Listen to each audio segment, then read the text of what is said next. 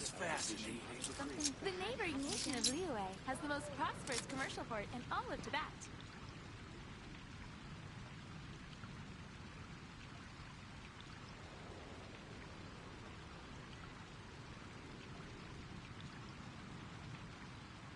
Have you ever seen any stickers on my back? Do me a favor and take them off.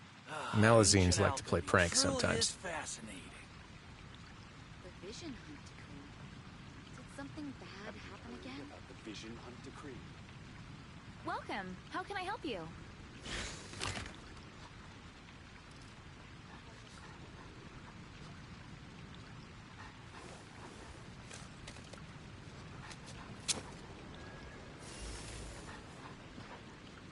Ancient alchemy truly is fascinating.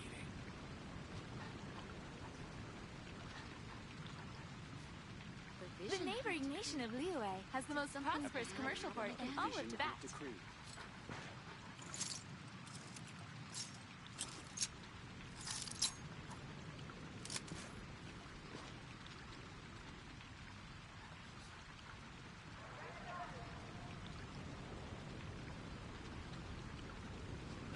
Ancient alchemy truly is fascinating.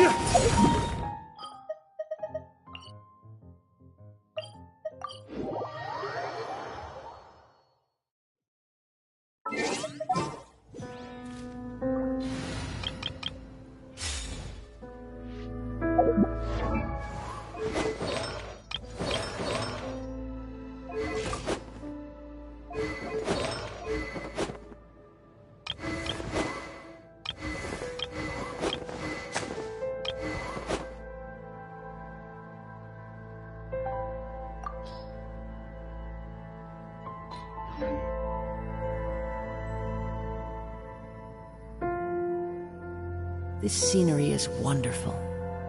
Surely enough to convince anyone to become a wanderer.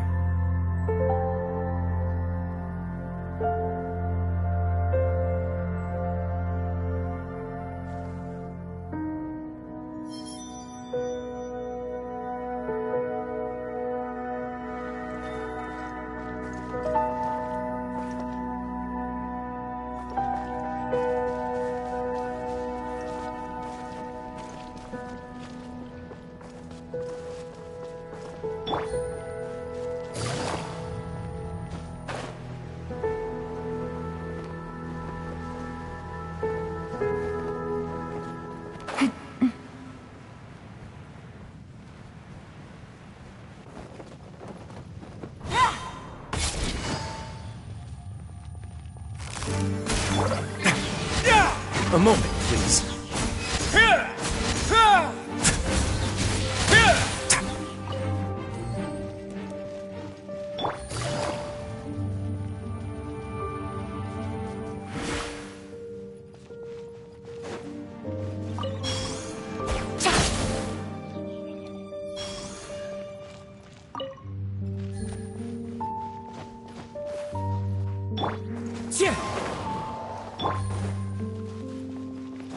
Is that way into the Hilly Trail camp? Let's go see.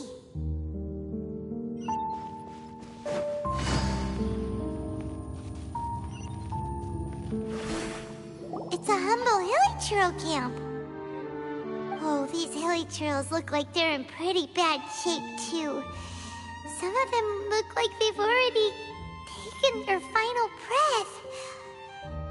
Is this what Halfdan wanted to show us? Whether it is or not, everything here is worth investigating in detail. Inspect the area. Leave no stone unturned.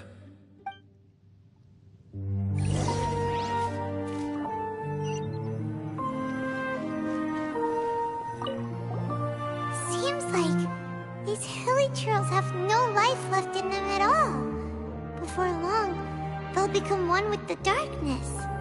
The Hilly Trails we meet in the wild are always so rowdy. Paimon never would have imagined that this is how they spend their final days.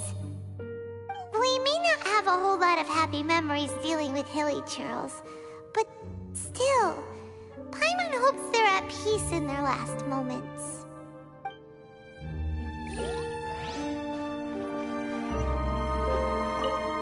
Hilly Trails usually store food in crates like these, right? But these seem pretty much empty. Is it because they're so near to the end that they don't need to eat anymore? Even if they don't need to eat anymore, Paimon bets they still miss food for the flavor.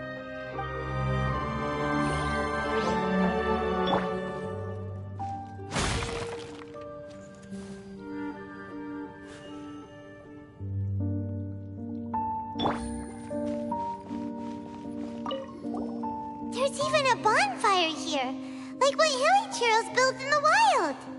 Wait, but wasn't Dane saying that Hilly Trails get scared of the light when they reach the very end of their lives? Maybe, in the very, very end, they still want to feel some light and warmth. Oh. Just thinking aloud here. Could also be another reason.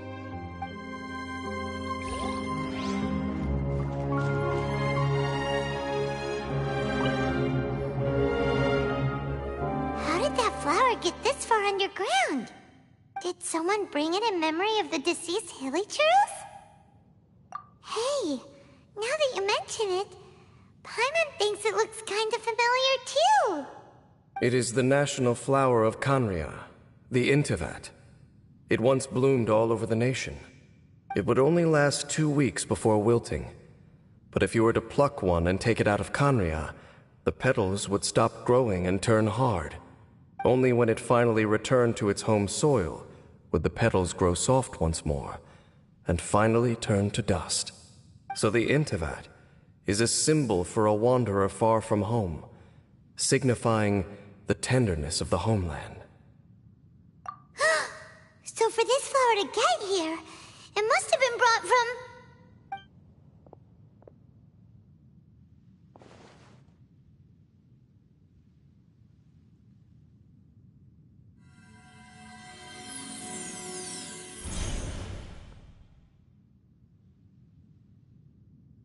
Your Highness, so the proposal finally has your blessing? In focusing single-mindedly on confronting the heavenly principles, we neglected our original mission, the revival of the homeland. I should not have been so indecisive. The device is almost ready. We await your command. What are the chances of succeeding? Theoretically speaking, approximately. Forget it. Even a 1% chance is enough. For too long have we dwelt in the abyss. Surely they would rather return to the natural cycle of life and death as soon as possible than continue to exist as they are, without a shred of dignity. They cannot be made to continue paying the price for those so-called sins. The Order is most fortunate to be graced with your decision.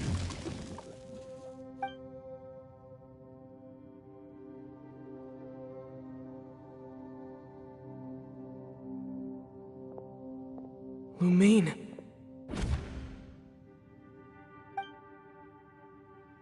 You saw something, didn't you? Can you tell me what it was? Yeah, you zoned out for quite a while there.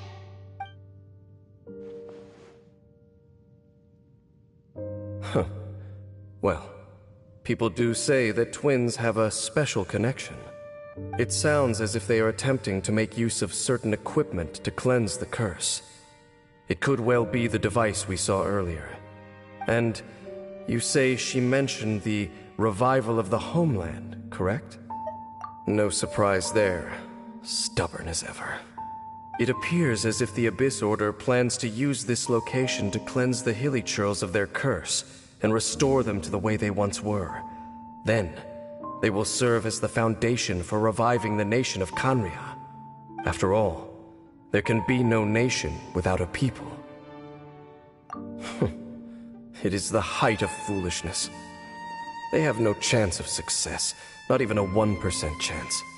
I told you already that no one knows this curse better than I, having lived with it for 500 years. There is no redemption. There is no undoing the curse. Trying to remove it by force will achieve nothing but to inflict further suffering. So make sure you are clear in your mind. You have to tell yourself, they are no longer human. If you cling to false hope and allow yourself to become too emotionally invested, the only way is down. You will end up just like them, mired in hypocrisy. Save your strength for something worth saving. Oh? But of course, I am merely someone you hired for a task, while she is your sister. It is only natural for you to side with her. But whatever decision you make cannot deter me from mine. My chosen path is to stop the Abyss. If we have reached an impasse, then perhaps this is where we should say...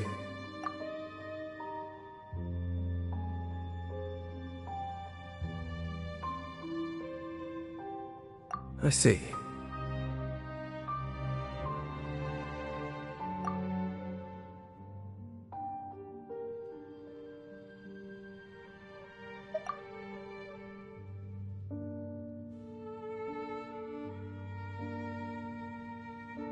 It seems that the 3 questions I put to you on our first meeting were worthwhile.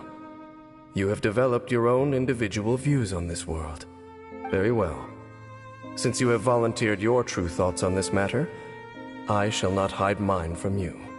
Right now, I have a more immediate agenda than stopping the Abyss. That is to say, the Abyss's actions here directly dishonor the final wishes of Halfdan and my other compatriots. I cannot allow this to proceed. The Abyss may appear at any moment. Be on your guard at all times as we proceed.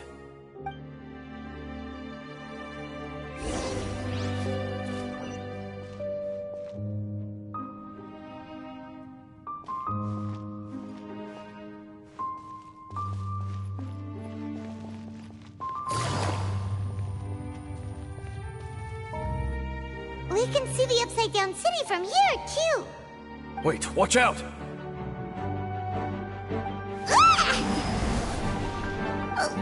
What's going on? Is that light coming from the room in the center?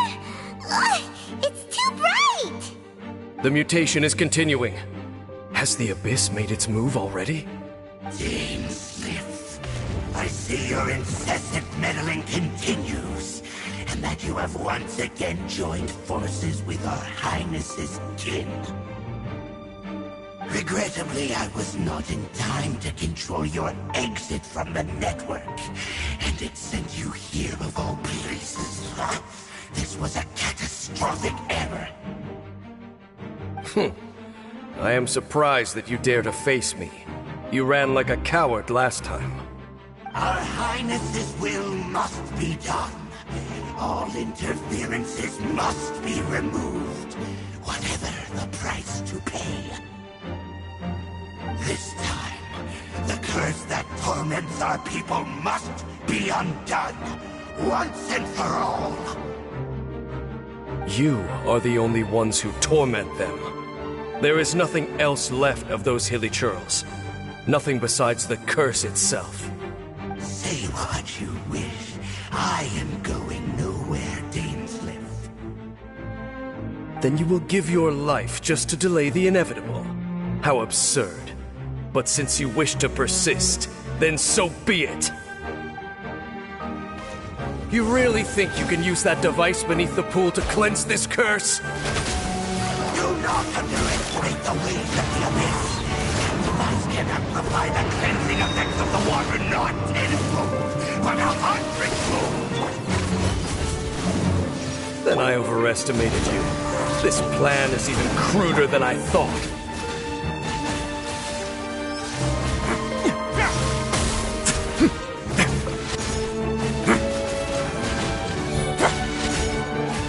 A moment, please.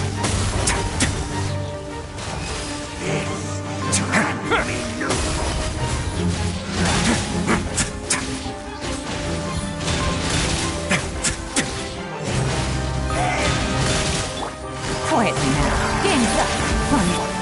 One with nature. Go is blast! Wait now.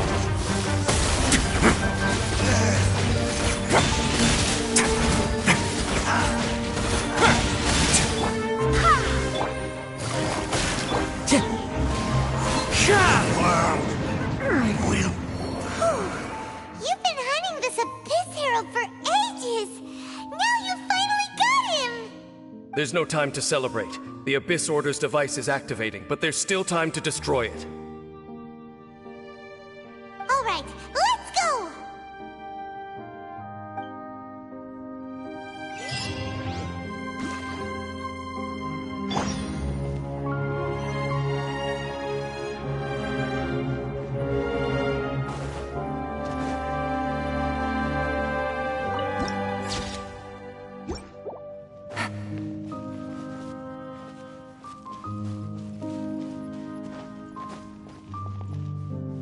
Take it easy.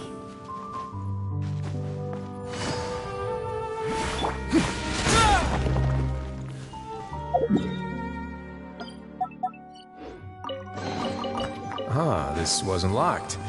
How convenient.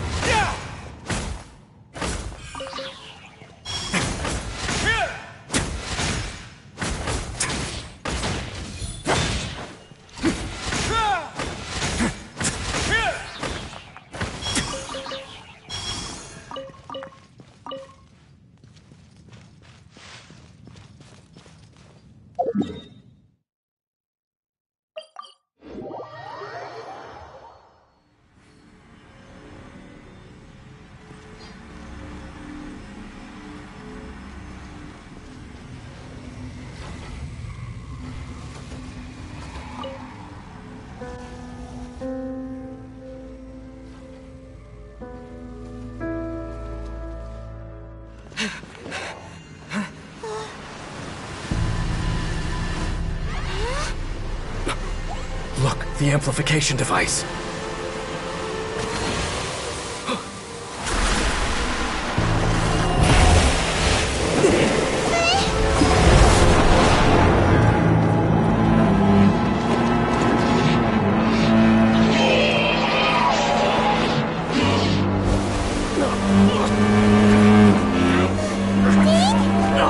Am I too late?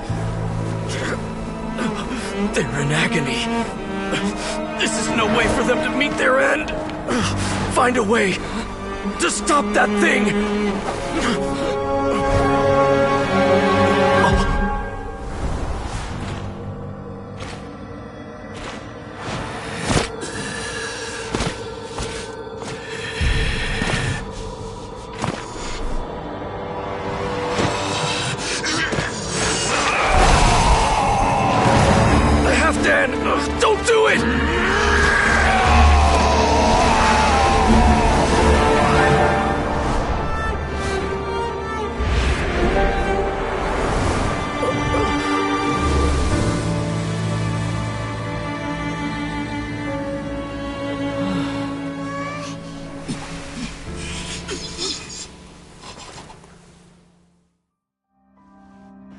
I thought he would have been turned to ashes in an instant. Halfdan's soul is extraordinarily resilient. Meddling fool! Encumber us no more! Don't you have a greater encumbrance to worry about? Come on. This is your grand opportunity to get rid of me. Dainsleif!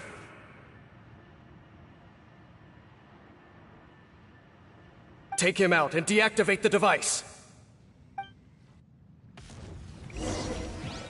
Behold, the abyss has come. Busted. Hear the Things are about to get tight. As one with wind and cloud. Into the wind. The wind knows me. Let's begin. Peace be with you in the name of the truth. Not bad. The power Have a seat, Truth. shall set you free. Hear ye the word of joy.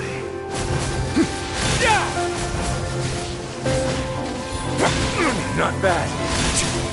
Peace and hope find you. What do we do now? The Abyss Lecter's gone, but the device won't stop.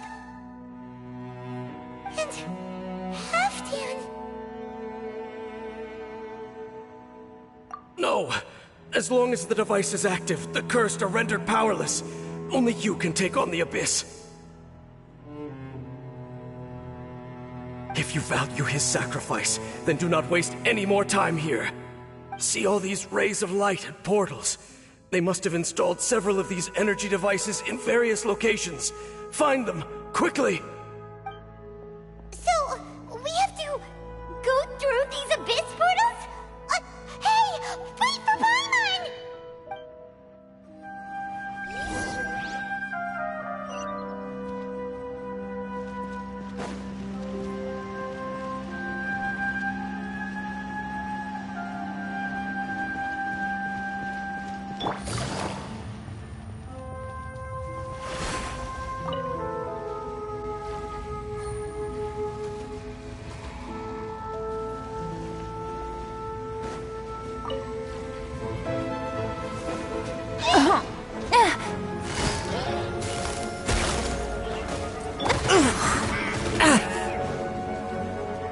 Into the wind.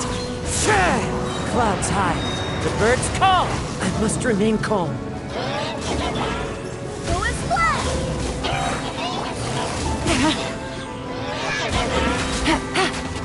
Here comes the catch. One with nature. A moment, please.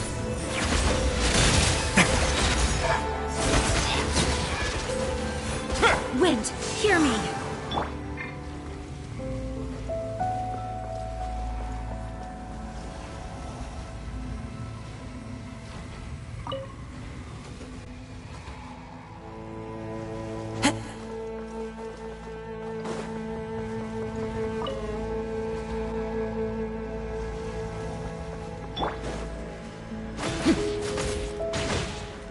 The Hilly Trails are really suffering. Oh, wait! Dane, this must be unbearable for you.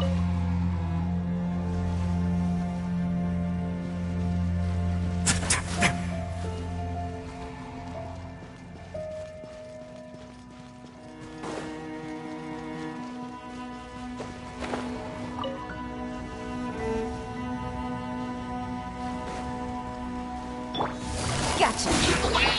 The wind knows me. As one with wind and cloud. Time to go. Let's begin.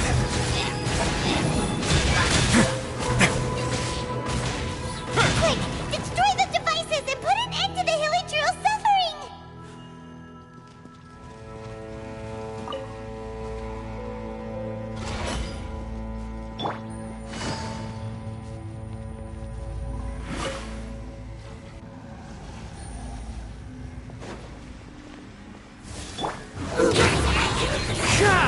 Clouds high. The birds call.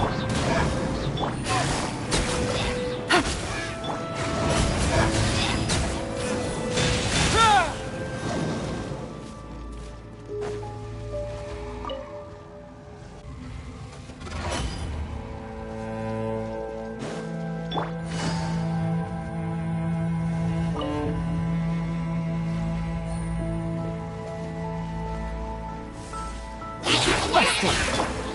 One with nature. Fallen leaves, adorn my night!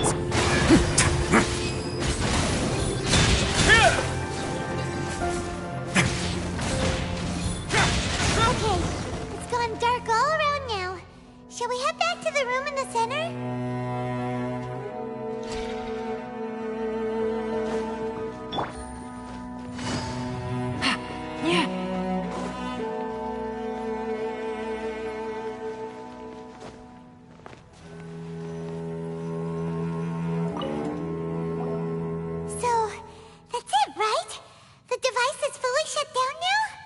The burning sensation has indeed stopped. So, we managed to stop the Abyss Order's plan? Let me check. Dane must be really upset. Of all the ways to be reunited with one of his former comrades after so long, this is rough. Let's go.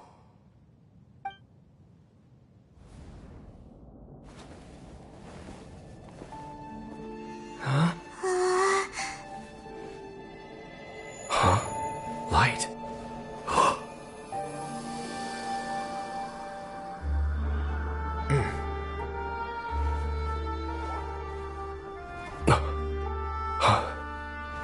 Apologies, Captain Dainsleif, Twilight Sword.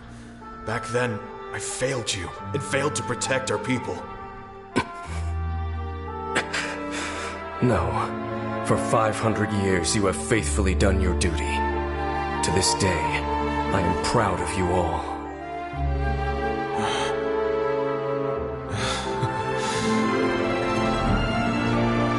Conria didn't fall, did it? Since you're still here. Correct.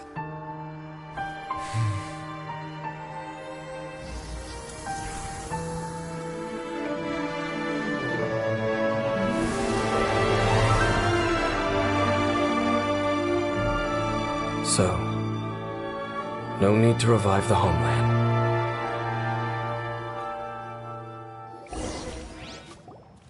That was Halfdan's soul. More than one kind of strange power exists here.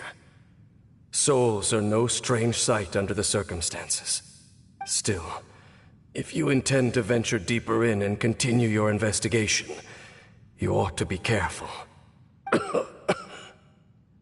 You bet! We'll be super careful! Oh, but Dane, does this mean you're not coming with us?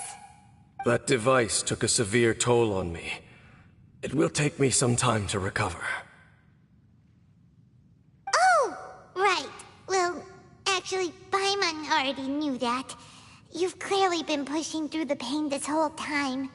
You've earned a good rest, Dane. Oh, you should take a vacation! Vacation? The very notion.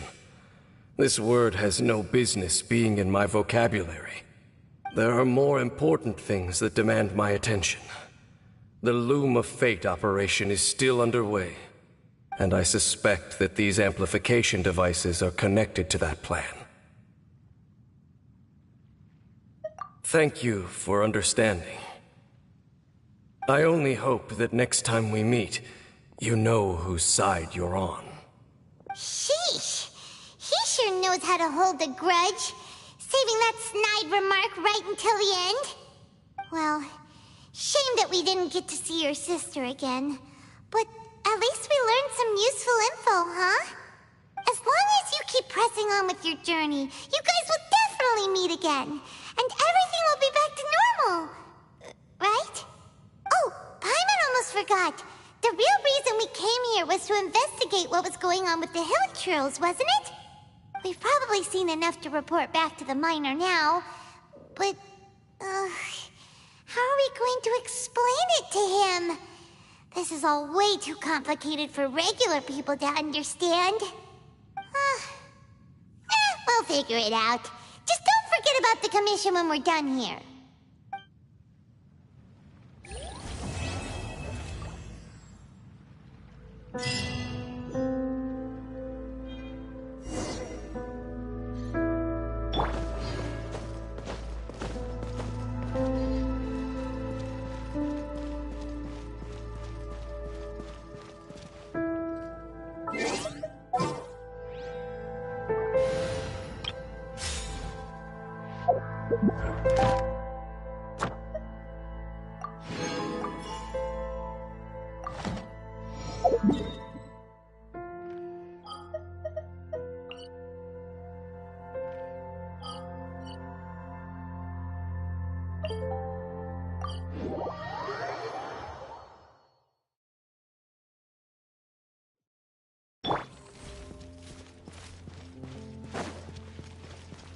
Check this out!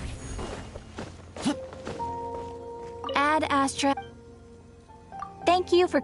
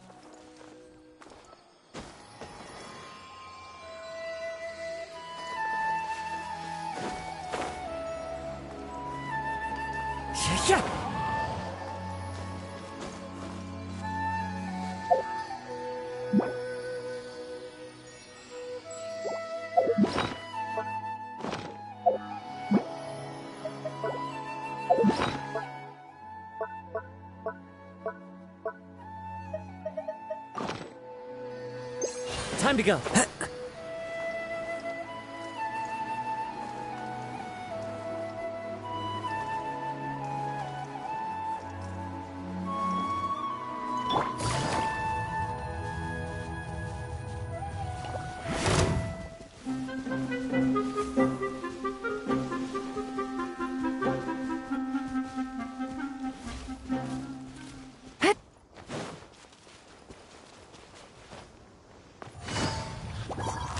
Gotcha! The wind knows me. Into the wind!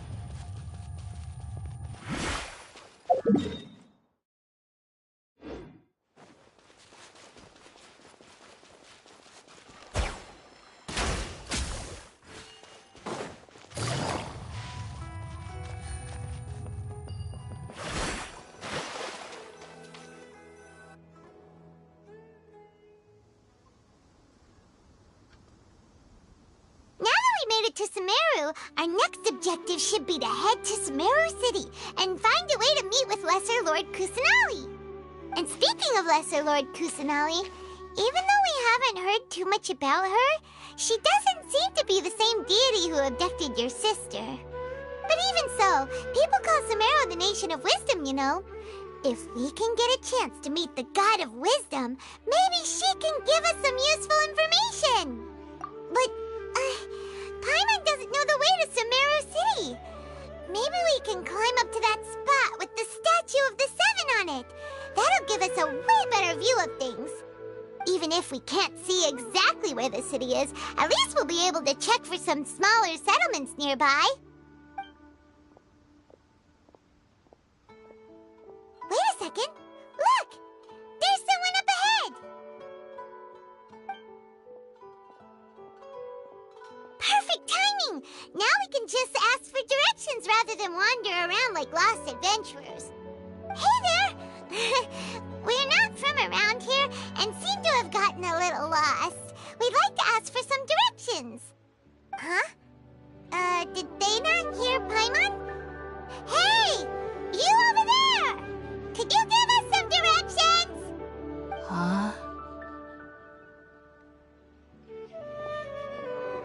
What's going on here? There's no way she could have missed that. Oh, wait! Could she be ignoring us?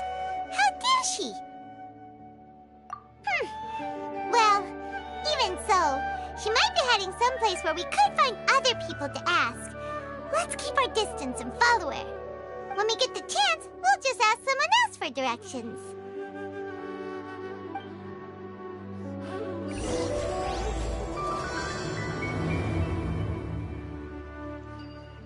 Come on, let's follow her. Just keep quiet. Make sure she doesn't notice us.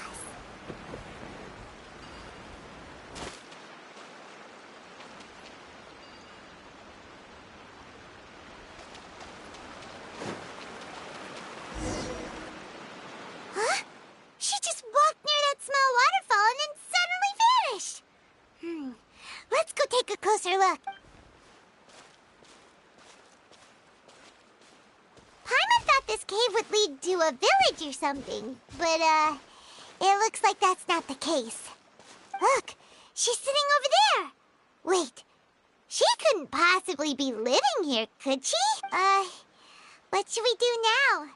Do we try asking her for directions again? All right, then. It's not like we have anyone else we can ask. Even if she's not very friendly, we just need her to point us in the right direction. That's all. Oh. What a lovely smell. It's coming from that sensor over there. This is definitely not your typical place to call home, but at least it smells nice. Maybe living here wouldn't be too bad after all.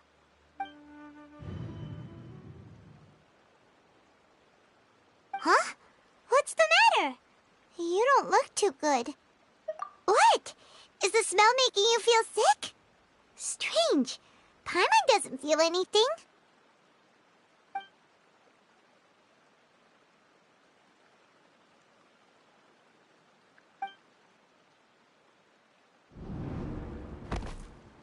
What's happening? Traveler? This is no time for a nap. Oh, come on, wake up.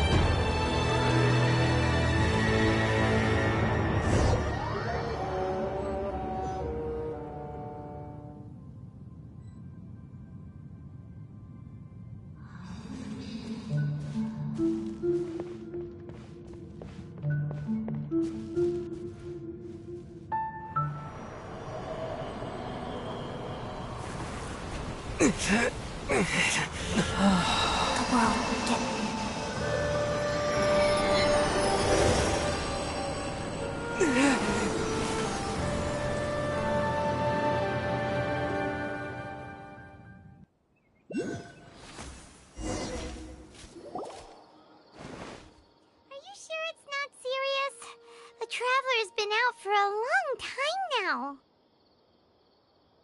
Yes, you can relax. Believe me, Master is extremely knowledgeable. If he says that he's going to be alright, then there's absolutely nothing to worry about.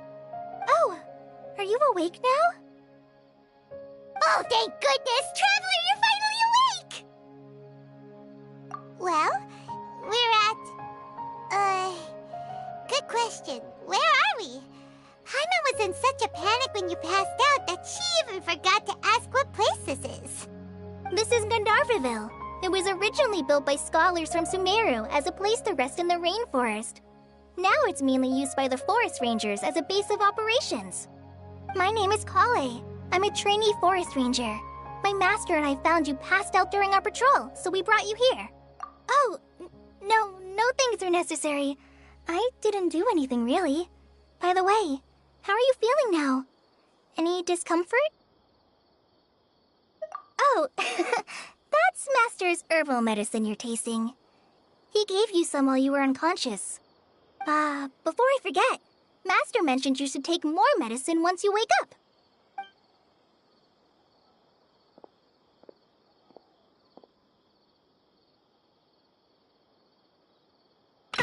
Whoops! Kale, what's the matter? Were you trying to retrieve the medicine? As I've already told you, you must be careful with these. I'll get it for you once I am finished here. Sorry, Master. Now, the guide to Avidia Forest's edible fungi is clearly posted on our bulletin board, but if Farbode forgets which mushrooms to avoid one more time, I'll have no choice but to leave the guide somewhere a little more visible. Like right smack on his forehead so others can remind him to be careful. Right? This is the second time he's come down with food poisoning this month. I'll be sure to give him a good talking to. Yes, please do. If, on the off chance, Farbode simply enjoys having little imaginary fairies dance before his eyes, then we'll just let him be. But the next time he requires any of our medicine, be sure to charge him accordingly.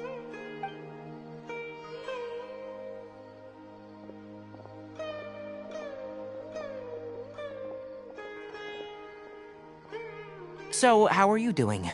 Feeling better? Oh, this is my master, Forest Watcher Tainari. He is chief officer over all the rangers here in Gandharvaville. I already informed Paimon about the reason you fell unconscious earlier. But now that you're awake, let me explain it for you as well. It is common practice for Sumeru scholars of certain darshans to dedicate themselves to training in meditation in isolated areas, particularly the nearby forests. While meditating, they use a certain incense known as Spirit Borneal to help calm their minds as they enter a state of deep rumination. In hopes of asking directions, you two followed a scholar named Hypatia into her cave. The incense you smelled inside was the Spirit Borneal I just mentioned.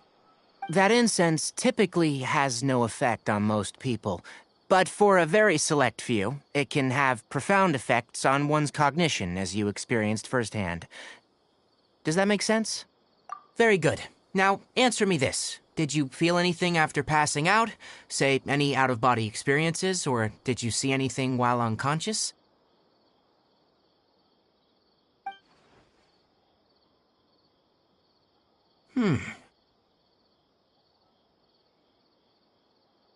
Kale? Let the others know to stop bringing their patrol logs here for now. Huh? Why? Because these two will be staying here for the next few days. They can have my room, and I'll bunk with Amir. Now get a move on, and be sure to do as I've said. Yes, Master Tainari.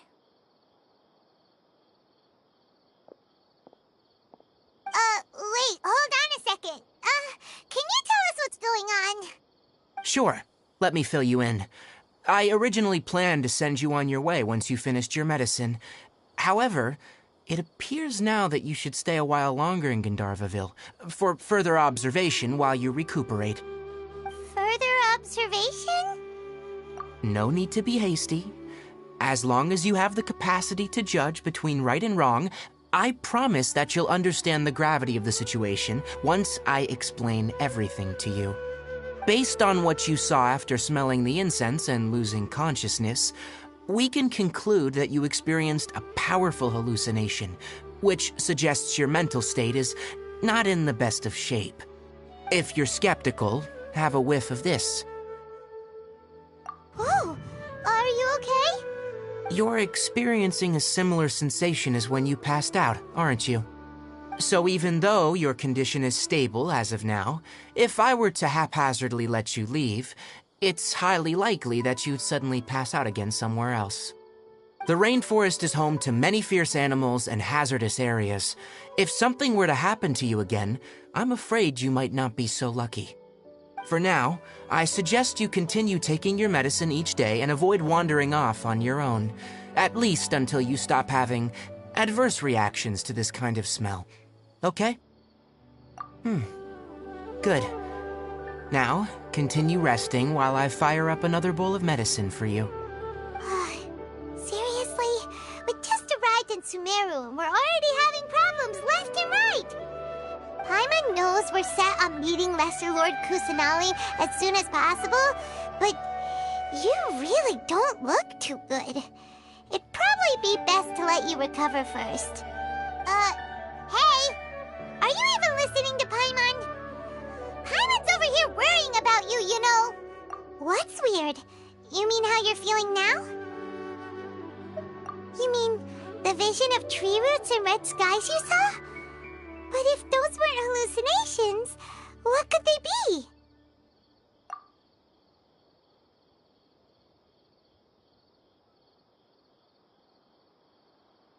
Well, considering how unique you are, Paimon trusts your judgment here. But why didn't you say anything about it to Tighnari? If he misjudged your condition, then there's a chance you could get worse, right? Huh? You mean that Tighnari already knows that what you saw weren't hallucinations? But if that's the case, why would he try to hide that from us? Oh, Paimon gets it now. That explains why you were so quiet earlier. Well, that settles it then. We'll stay here to rest up and figure out what's going on with your hallucinations. But it seems like asking Tighnari might not be an option anymore. What do you think we should do? Good idea. Kale's pretty friendly. We can ask her tomorrow about what she knows regarding the Dendro Archon and customs in Sumeru.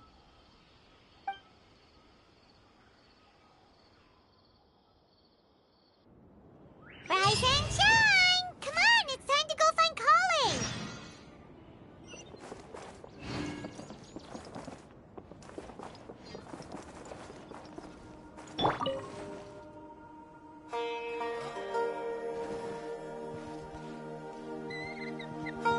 Elazar is a truly troublesome illness.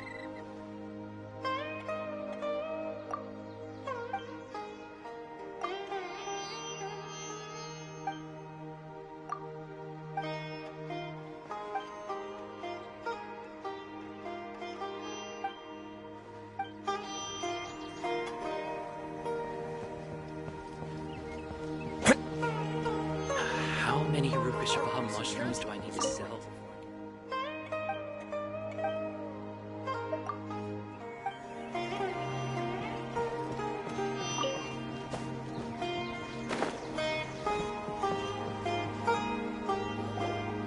All right, next let's see your right hand. Not bad.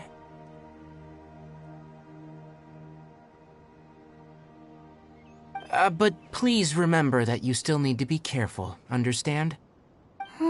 Yes, I will. By the way, Master, I still haven't received the patrol route for today. Look, Kale, today's patrol will be a long one, so you won't be coming along this time. Besides, there's a chance we may encounter... Well, you understand. But I have a vision too!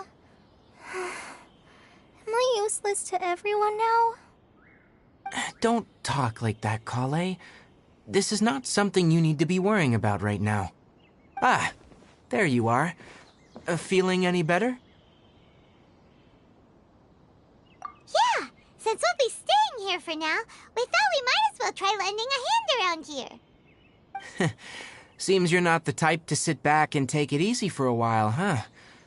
In that case, perhaps Kale could take you two for a patrol south of Gandharvaville for the day. And if you're feeling up to it, you can be responsible for cleaning the Statue of the Seven. Tighnari, we're ready to head out. Got it! I'll be right there! All right, we'll be heading into the forest now. I'll leave any further details to Kale. Yes, you can count on me. So, Kale, what exactly are we going to be doing today? Tighnari mentioned cleaning the statue just now, but, that doesn't really sound like the job for a ranger. Well, a forest ranger's responsibilities can be pretty diverse. They handle a variety of tasks, like checking the condition of outlying roads, maintaining forest facilities, ensuring fire prevention standards are met, and providing assistance to travelers and locals. As for Master, well, he has to handle more dangerous areas of the rainforest. Today we can perform routine checks on the pathway lamps as we make our way to the Statue of the Seven. Paimon, traveler, this way! You can leave the task of checking the lamps to me. In the meantime, you two can keep an eye out for anything unusual. Total of 5 dust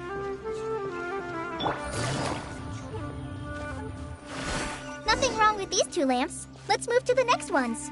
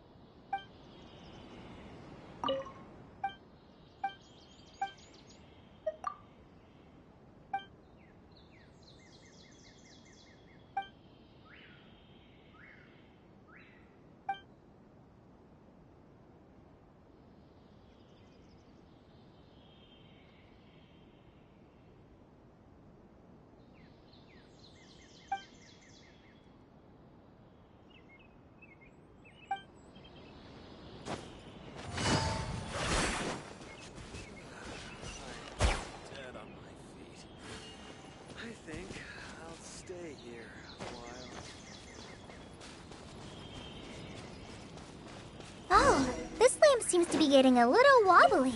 Let me make a note of it. No problems with this lamp. Good.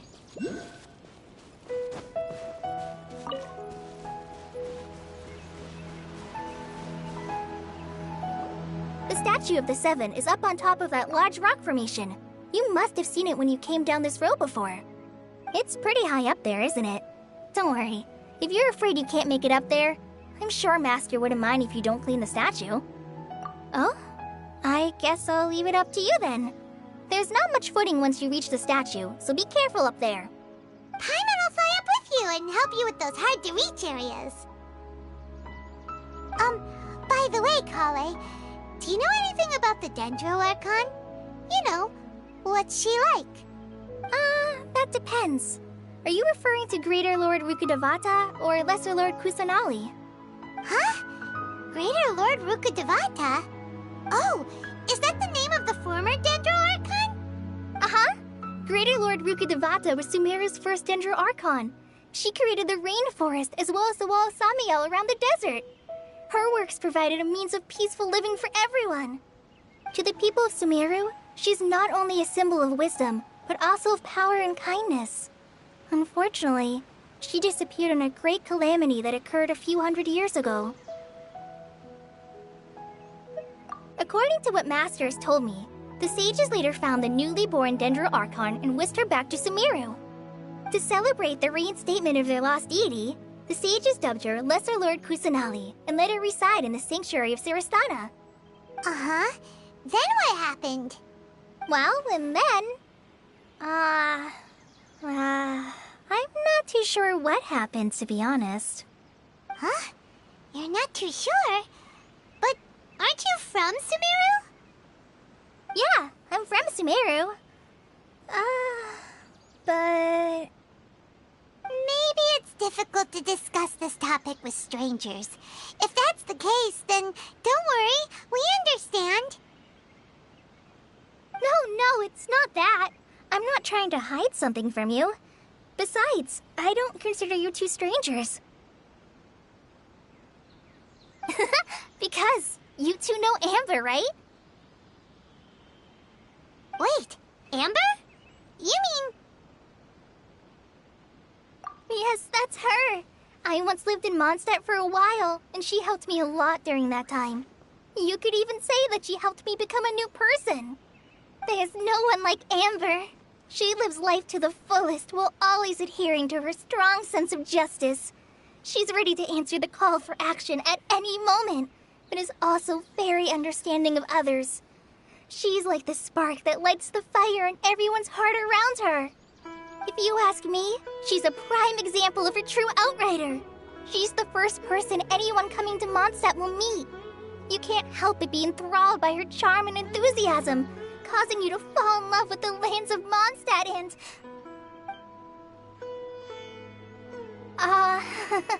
sorry. Paimon thought the work of Outriders was a little different from what you just described, but one thing's for sure, you really like Amber. Sorry. I was rambling on just now. It must have sounded kind of weird. It's alright, Kale. Knowing that you're a friend of Amber somehow makes Paimon suddenly feel a lot closer to you. So, how do you know that we've met Amber?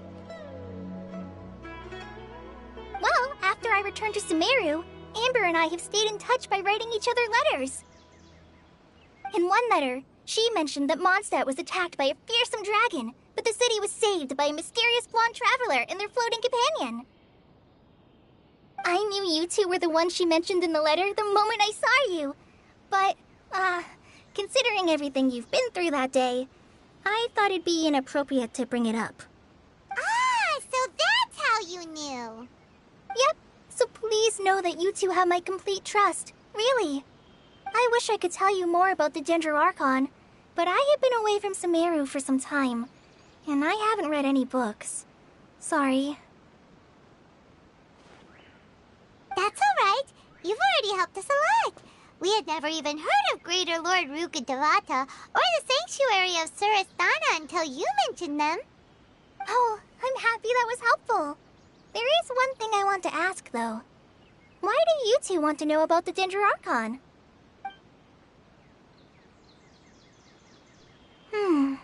So that's why you're here. Thank you for telling me your story. Don't mention it. We are friends after all, right? Alright, we have a statue to clean. You both have my thanks. While you two are up there cleaning, I'll go ahead and inspect the forest canopy. Let's meet back here shortly.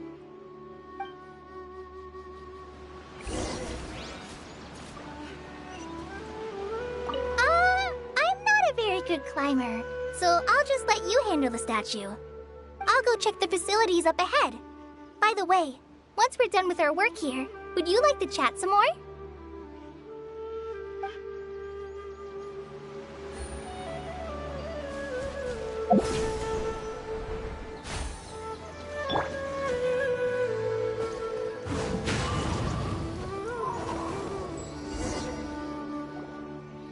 Huh. Now that Paimon looks at it, the deity that's carved on the statue is kinda small. Do you think she's supposed to be Greater Lord Rukkhadevata or Lesser Lord Kusanali? The name does seem to fit the statue somehow. Well, anyway, we'll have to figure that out later. Let's get started on cleaning the statue. Paimon will fly up and take care of the top, and you clean everything below.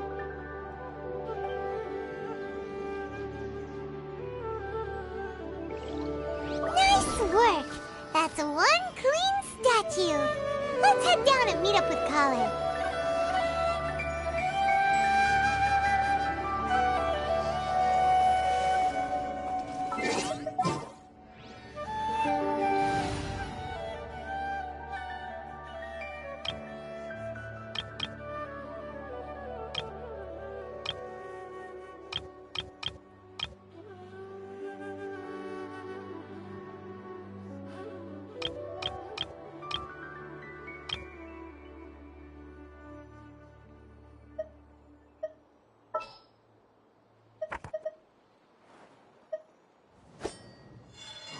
Want me to come along?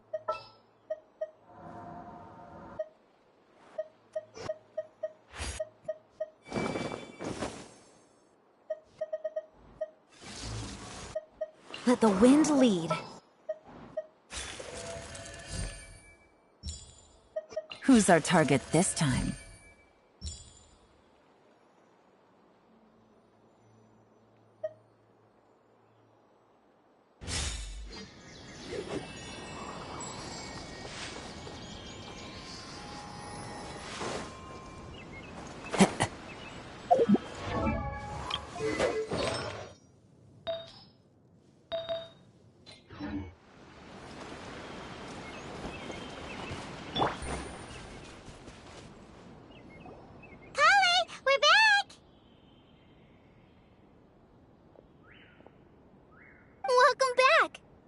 Tired after all that climbing. Let's take a little break. I brought some fruit and water for us. Yay! Food! What kind of goodies did you bring? Hey, don't be a party pooper. It's not like Kale is a stranger or anything. Besides, the best way to compliment a chef is to show passion for their food. Xiangling taught Paimon that. I prepared a nice portable dish that forest rangers like to eat called pita pockets. I hope you'll like them. Whoops! Ah, no! You dropped it on the ground! Not to worry. I wrapped a few layers of oiled paper around each pita. They should be fine. Oh, whew. Paimon nearly had a heart attack there.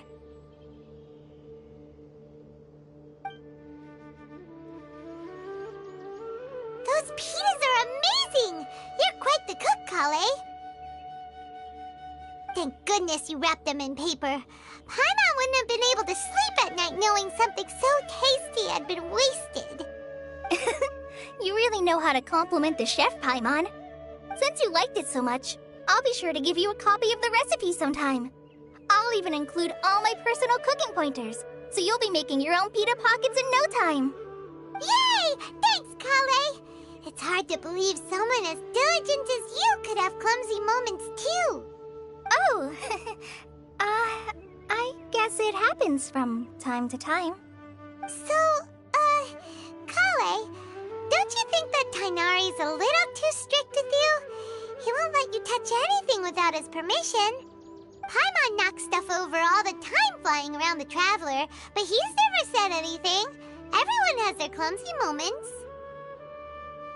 No, you've got the wrong idea about Master. Sure, he may seem a bit harsh at first, but with some time, you'll see that he's actually very kind-hearted.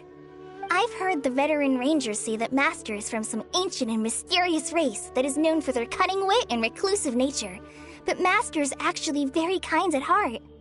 Oh, by the way, you've heard of the Academia, right? Well, there's a group called,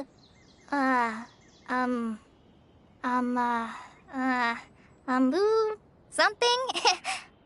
Well, anyway, because Master does a lot of research on plants, sages from the Academia have written him many times, inviting him to take up an official position there. But Master declines their offers every time, saying, Sumeru City is too noisy. It'd be bad for my ears. Seems you already know him well. Anyway, I'm sure the sages were not happy about his responses. Master could obviously have a bright future in the Academia, but he insists on sticking to the path of a forest watcher. Every day he helps the locals of the forest and passes on his extensive knowledge to trainees like me. In fact, Master's the one who taught me how to make pita pockets. Really? Paimon would have never guessed that. Oh, speaking of Tighnari, he was the one who took care of you after finding you passed out yesterday. He even carried you all the way here. Paimon's still kinda upset, though. He kept scolding Paimon the entire way here. Oh no, I'm sorry. Master might have been overreacting a little. But, it's mostly because Paimon wouldn't stop yelling, Why, oh why, is he going to die? It probably started to get under Master's skin after a while. Hey! Don't laugh! Paimon was genuinely concerned about you.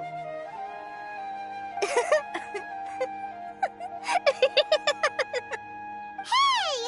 Now even Kale started to laugh. Ugh, that's it! Paimon won't forget this! It's time for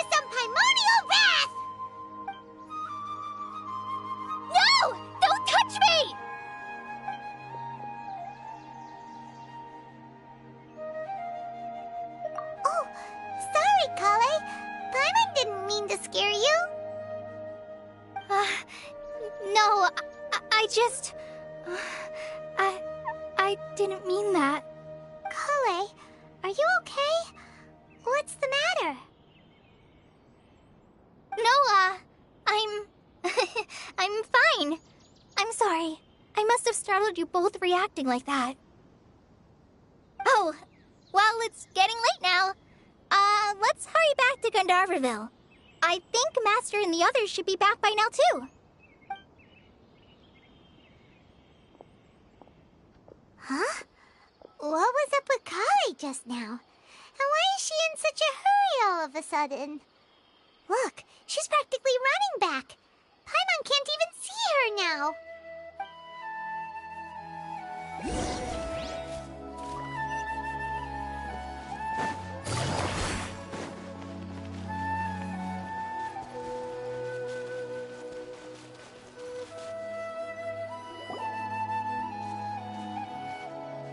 Ah, Traveler.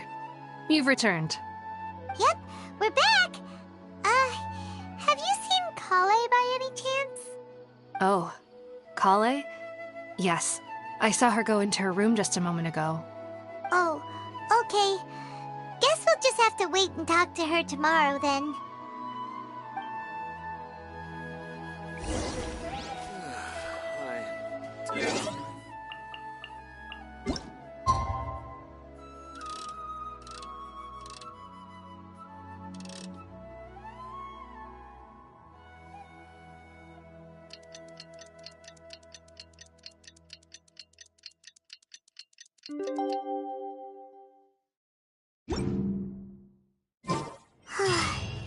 Paimon was thinking all night about what happened with Kale, and still can't figure out what the problem might be. Maybe she's in a better mood now. Let's go check on her. Yesterday, I killed 5 dust birds with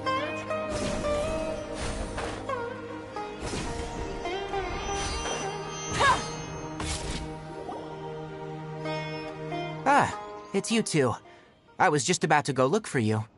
Huh? Tighnari? What are you doing here? Where's Kale? I came to check on Kale's condition. To put it simply, she's not well. You mean she's sick? How could she be... Oh, wait a minute.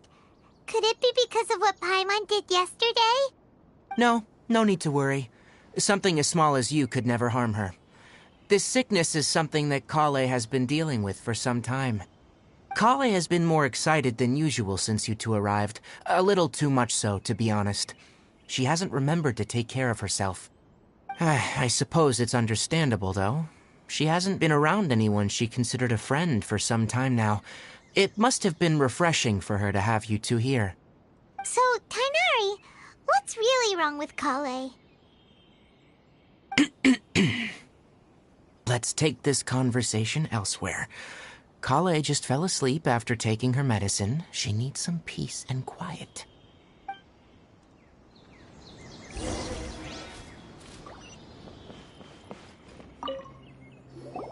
Shh!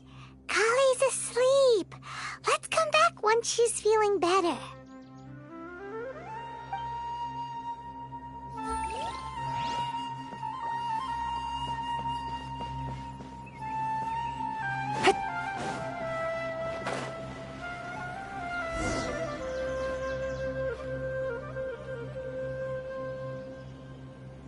All right, let's continue our conversation here, shall we? To be honest, I hadn't realized you were that honorary knight from Mondstadt until Kale told me just now. I've also heard all about your deeds in Liyue and Inazuma. So just to clarify, what I'm about to tell you about Kale is not because of who you are or your past feats. Instead, I am going to tell you because Kale asked me to. And honestly speaking, I was against Kale revealing her past to you. But she insisted, saying you two treated her with sincerity and as a friend. So now she wishes to reciprocate the gesture. So, Tighnari, what exactly is wrong with Kale? You said this is something she's been dealing with for some time. Just how serious is it? Right. Ever since she was a child, she's been afflicted with a disease called Elazar. Elazar? Yes. It's a disease unique to the lands of Sumeru. It is characterized by dark and hardened scales that form on the body. At first, the afflicted may only feel mild numbness on affected areas of the skin. However, as the disease progresses, one may begin feeling fatigued and even experience peripheral paresthesia. In its final stages, the disease strips a person of the ability to control their own body, and they effectively become completely immobile. That sounds terrifying. Wait, hold on. So when Kale seemed to be acting a little clumsy earlier, it was because... Correct. That would be the effects of Elazar, which is precisely why I do not want her carrying or holding anything, lest she ends up hurting herself. With appropriate treatment, the disease can be effectively controlled before it progresses to a more serious stage. However, there is unfortunately still no true cure for Elazar. Nevertheless, Kale's mother still hoped that there was something out there. She handed Kale over to an organization known as the Fatui after one of their members lied and said they had a cure. What? The Fatui? Ah, it appears you already are familiar with them. That'll save me some explanation. Anyway, the person who eventually rescued Kale and brought her to me for care said that she had been given to a harbinger known as the Doctor. I have no idea how this doctor managed to do it, but her case of Elazar was completely stable for all the years that Kale was with them. However, Kale's days with the Fatui were anything but pleasant. Kale is a resilient individual and always tries to appear cheerful, but her experience with the Fatui has left deep scars. Even now, she can still feel deathly afraid of someone touching her. Oh, Paimon had no idea Kale's been through so much suffering. Oh, by the way, Paimon, Kale wanted me to tell you that she's sorry for scaring you yesterday. She also wanted both of you to know that she's sorry for hiding her illness. She doesn't need to apologize. None of this is her fault at all. Well said. I hope you'll get a chance to tell her that in person the next time you see her. Kale once thought that it would be impossible for her to have any real friendships. I trust that you two will never let my trainee experience such emotional pain again. Don't worry, Tighnari. We'll take good care of her.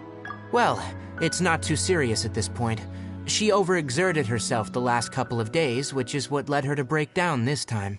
As long as she has taken her medicine and gets plenty of rest, she should get better. Though I must admit that Kale's condition was much more stable when she first arrived here in Gandharvaville. She was interested in the work of the forest rangers the moment she saw us. I could see that she was serious about learning, so I felt compelled to ask her to join us. Her stamina has gotten much worse recently. Though a moderate amount of physical exercise is always necessary, I'm afraid the long-distance patrols are a little too much for her now. Alright, now that I've told you about Kale's past, I think I'll head into the rainforest to find some ingredients needed for her medicine. I'll see you two later. Yeah, we'd like to do something to help Kale too. Alright, but I must warn you two. The rainforest is a dangerous place, especially for someone who's still recovering, like the Traveler. You must follow closely and listen to every instruction. No problemo! Let's go then. We'll be looking for a plant known as the Nilotpala lotus. It's often used to help those afflicted with Elazar recover their energy. Hey, Tighnari? Where exactly are we going to find this plant? Nilotpala lotuses can be found all over the rainforest, but it often grows right here around Gandharvaville. Given the name, it sounds like we should be looking for it in the water. You are correct. The Nilotpala lotus grows in the water. When fully matured, they look like giant blue flowers floating on the water's surface. Quite an attractive species, if you ask me.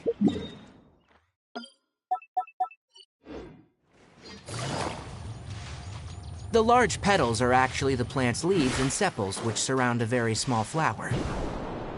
You should note that many of the plants found in Sumeru have names that are contrary to their species. Take the Calpulata, for example. The plant is not a lotus at all, but rather a vine. And then there's the Sumeru rose, which is not a rose, and is completely contrary to its name. Oh! Huh. Okay then. Note to Paimon. Never bring up the topic of flowers with Tainari.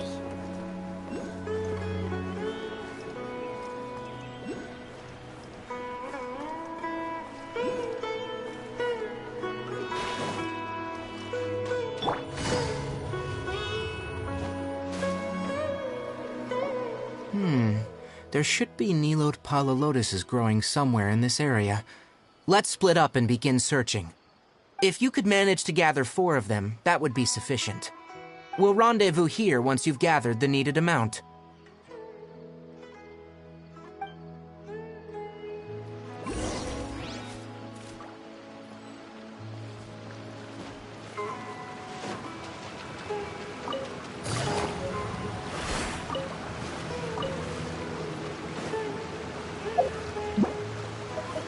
Alright! We've gathered enough Nilode Pala lotuses. Let's head back to meet Tainari.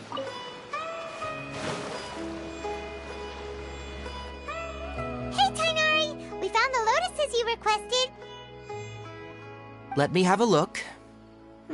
Good. Very good. These are all excellent quality. I'm glad you two came along. Your exploration experience helped save me a lot of time here. It seems we even have enough time to stock up on other things I need. Hey, Tainari!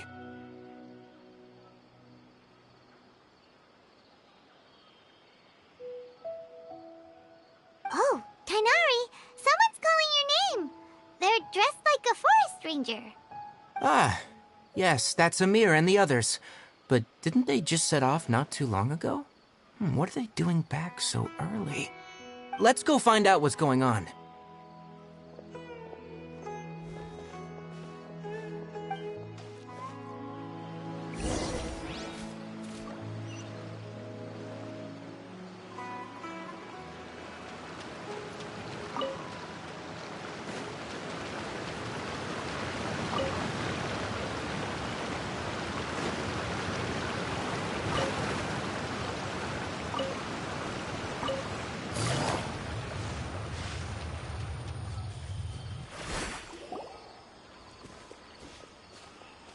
Tainari, thank goodness we found you here. We were just about to head back and find you at Gandharvaville.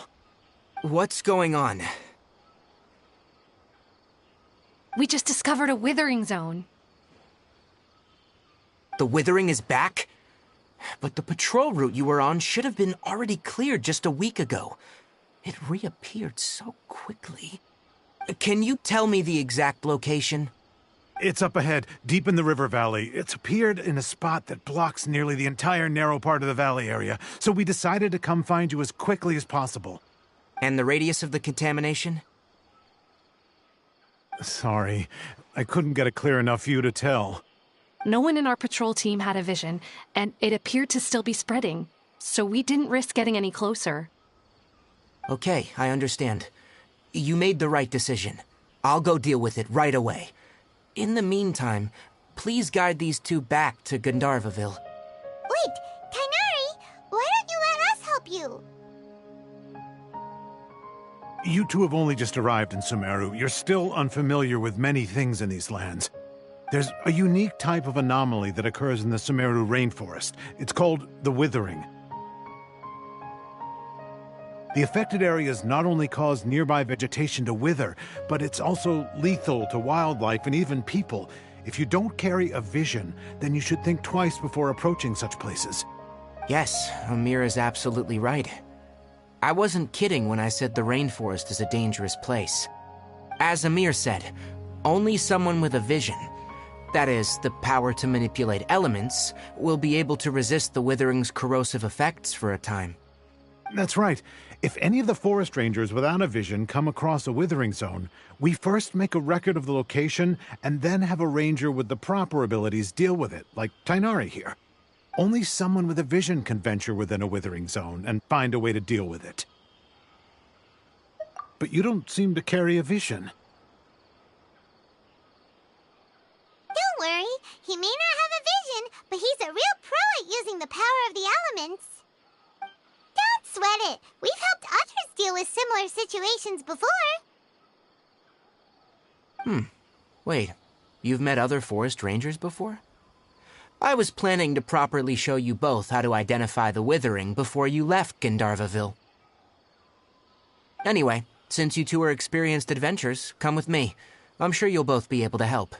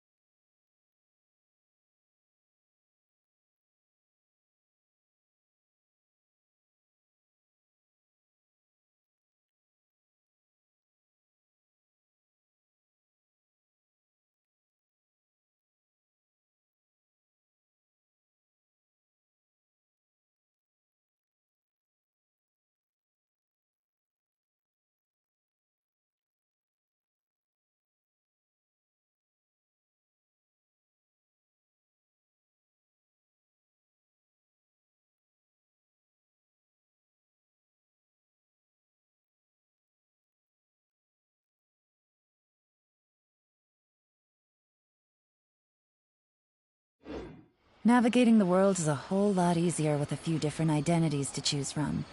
Need me to come up with some for you?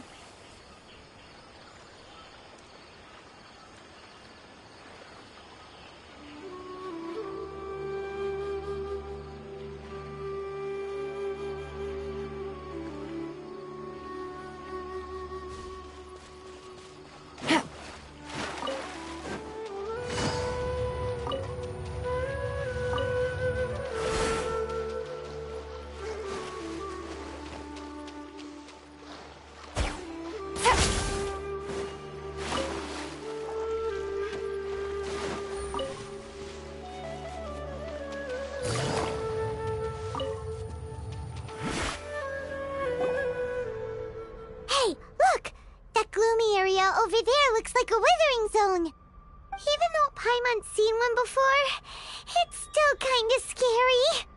All right, Traveler. We're about to enter the Withering Zone. Since you already have experience dealing with these things, you should already know what to do. But please remember, don't push yourself.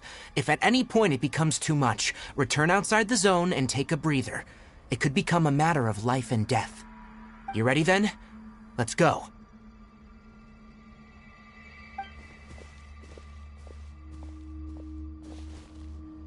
First, we must locate any branches sustaining the Withering Zone.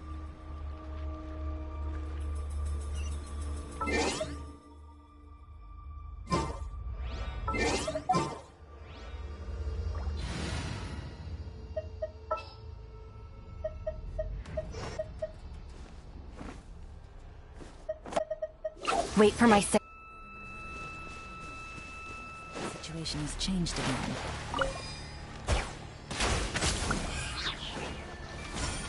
Take it easy. The wind knows me. Quietly now.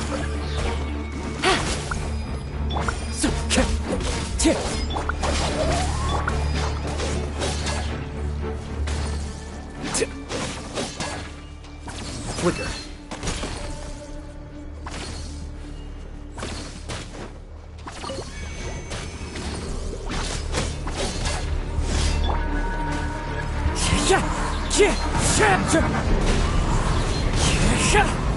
Gotcha.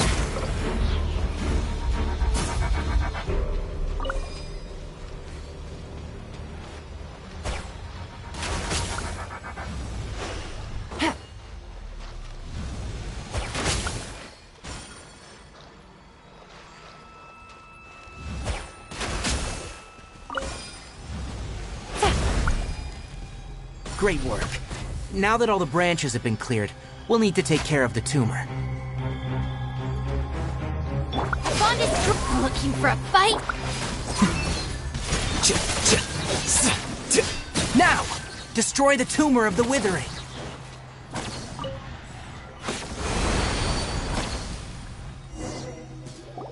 We did it! Everything's returning to normal now! Yes. Thanks to you two, we were able to quickly restore this area back to normal. Tainari? You make it sound like we did well, but why does Paimon have the feeling you're worried about something? It's that obvious, huh? Alright, it's like this. Recently, the rate at which withering zones appear has been increasing. Even though we were able to quickly clear that withering zone, it won't be long before another one appears. If that simply meant more work for me, then that wouldn't be an issue. But it's far more severe than that. The withering is leaving lasting effects on the rainforest itself.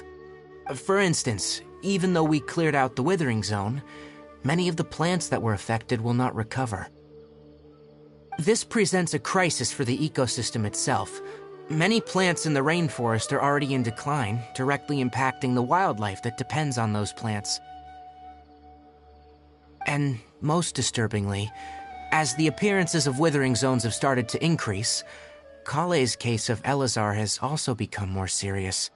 Huh? Well, why's that? I'm still not sure of the exact reason.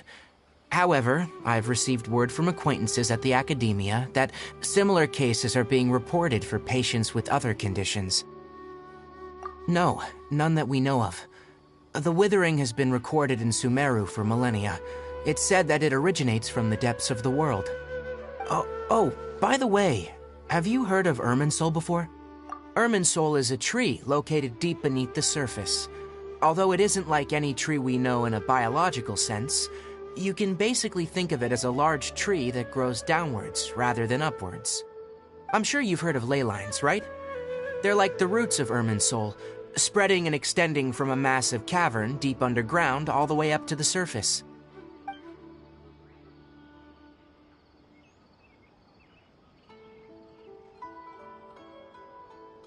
Ley lines continually absorb the memories of this world, which are then funneled into Irminsul, allowing it to collect knowledge and wisdom from ancient times to present day. The Dendro Archon is known as the god of wisdom because her consciousness is directly connected to it.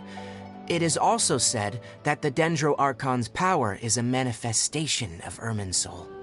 And as for the withering, its emergence is related to a disease that's affecting it. That's right. My ancestors learned of this from Greater Lord Rukkhadevata's familiars a long time ago, but even those mysterious creatures did not know of a cure for Irminsul.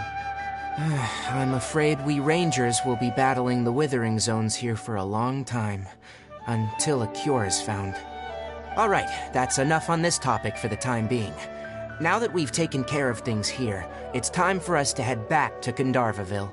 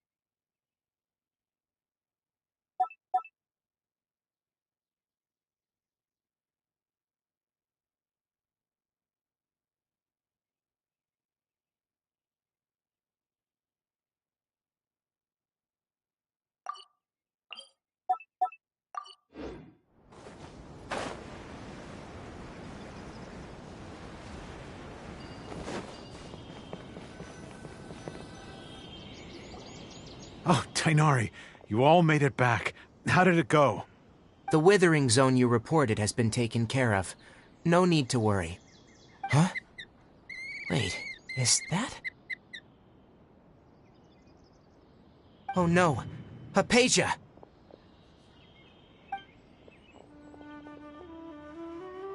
Huh? What's wrong, Tainari?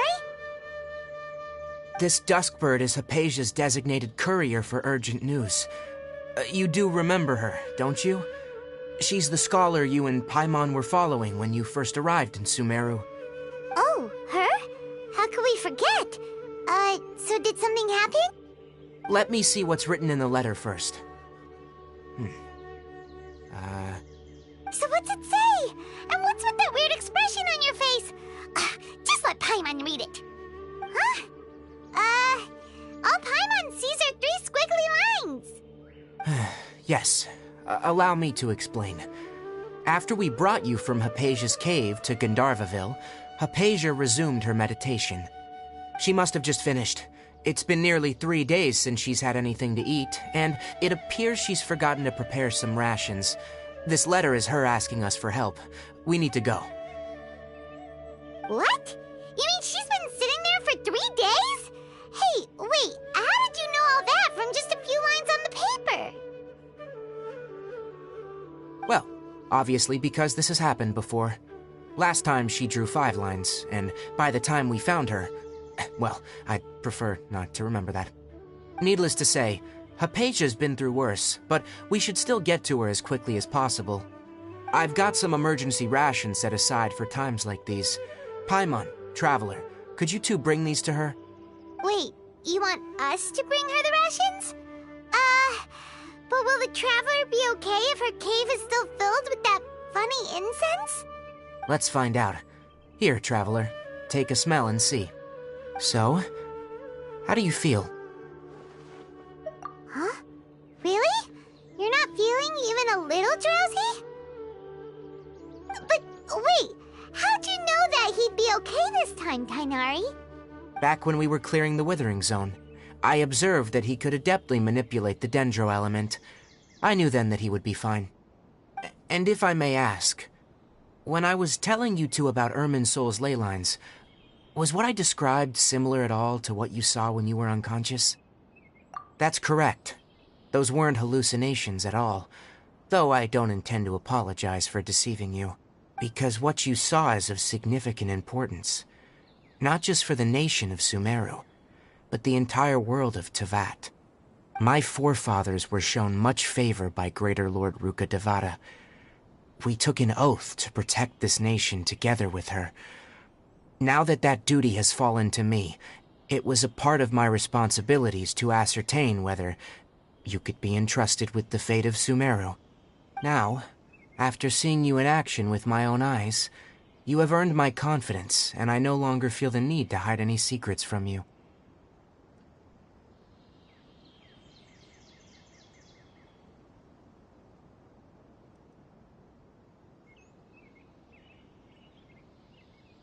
When you passed out, your consciousness had connected directly with Irminsul.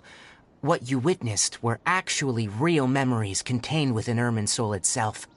I could try to tell you more, but it would be better if you went to ask Hypatia instead.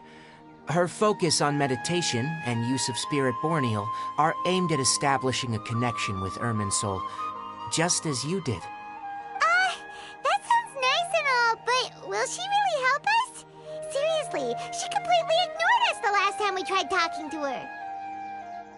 That was because when you ran into her, she was in a special phase of her training. During that time, she must avoid communicating with others. Please, wait here for a moment.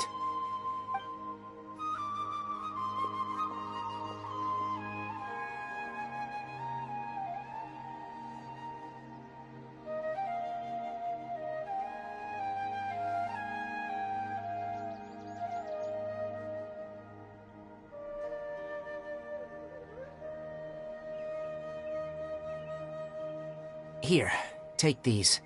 It's a meal I packed for Hypatia, as well as some other ingredients. I'm sure it'll come in handy. Also, here's a letter that I would like you to give to her. Just show it to her, and she'll answer any questions you may have. No, I should be the one thanking you. You've both been a great help these last few days.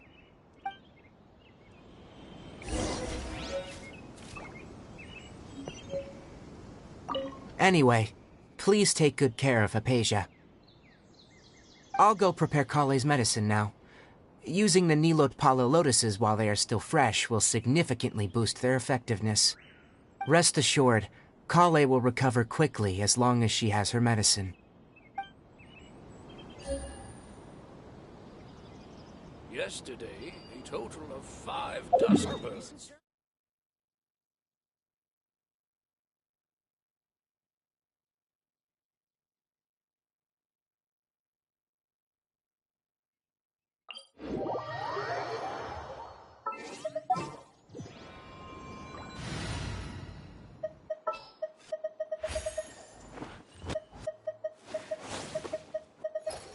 Nearer to the action.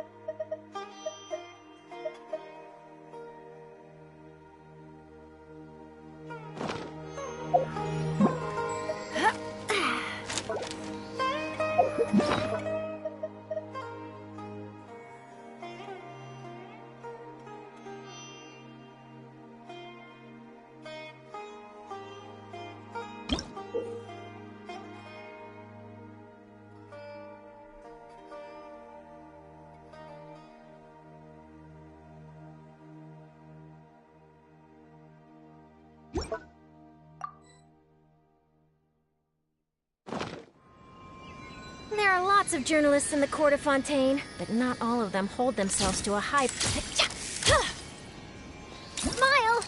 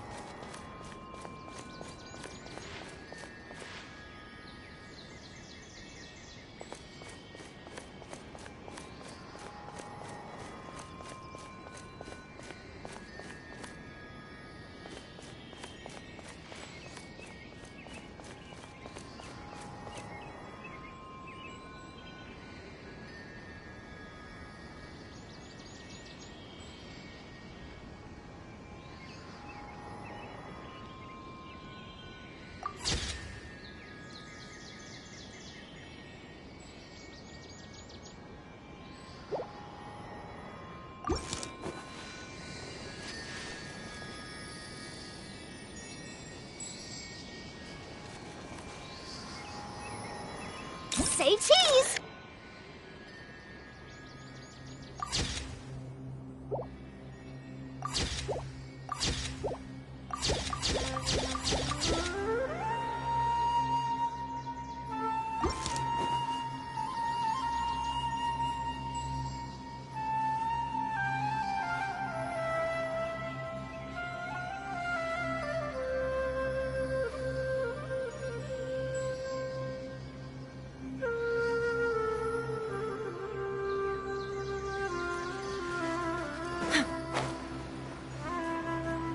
Hypatia should still be in the cave. Let's go inside and see how she's doing.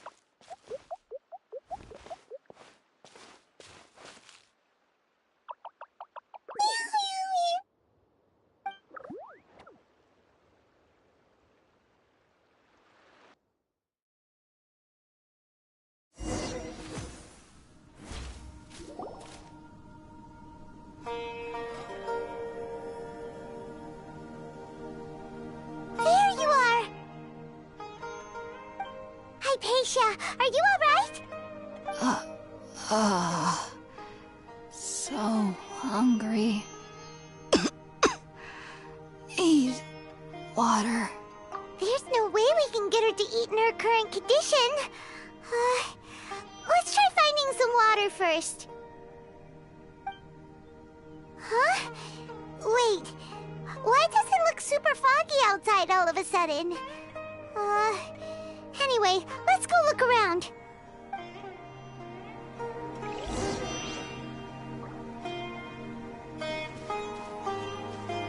So hungry.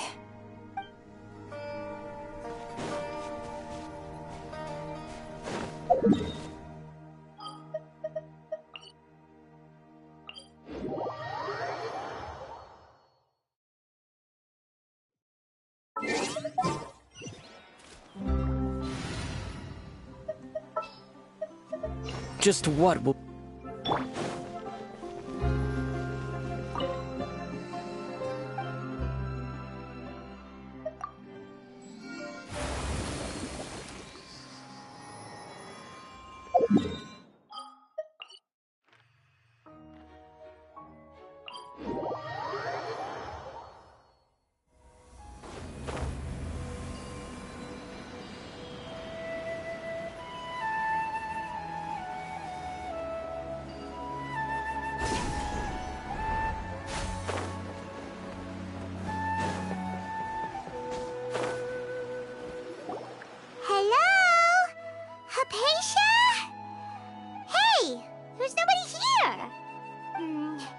Maybe she went out to look for some food.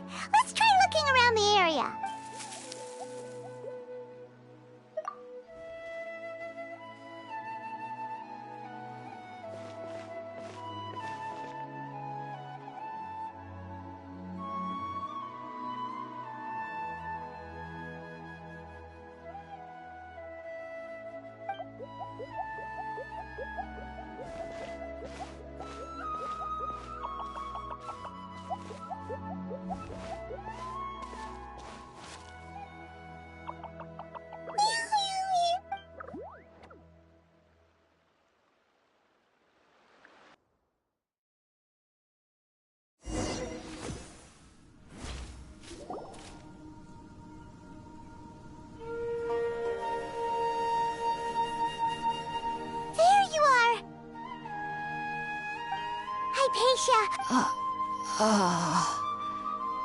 So hungry. Need water. There's no way we can get her to eat in her current condition. Let's try finding some water first. Huh? Wait. Why does it look super foggy outside all of a sudden? Anyway, let's go look around.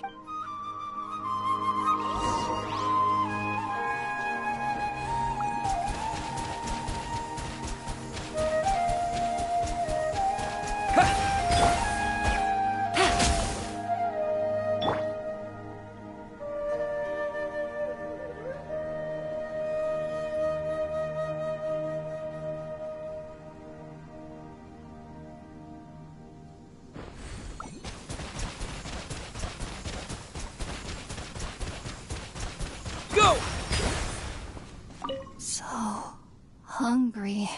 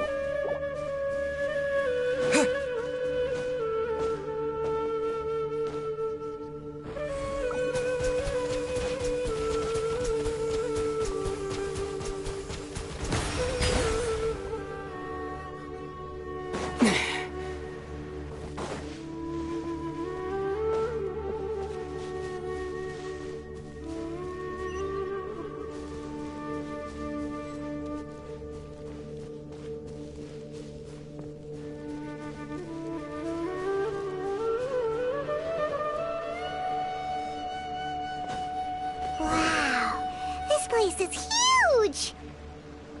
Paimon knew there's something off about that cave. Let's think of a way to get over there and have a closer look. Who knows? Maybe we'll find a lead of some kind.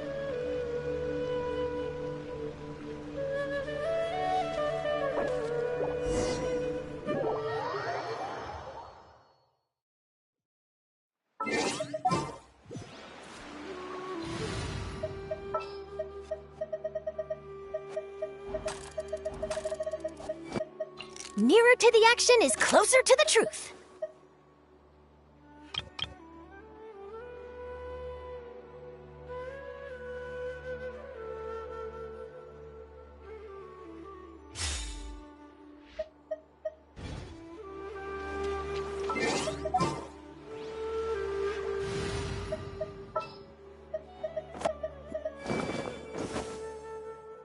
Let's get this interview.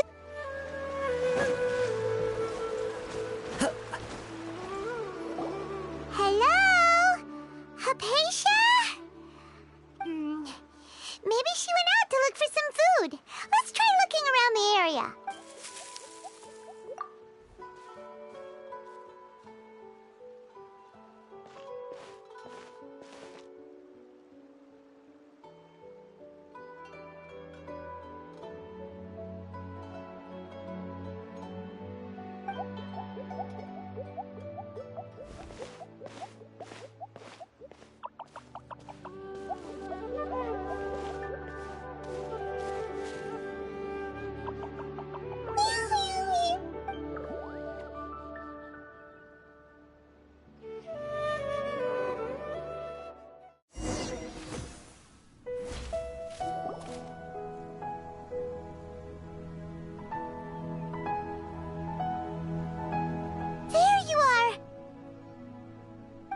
Hypatia!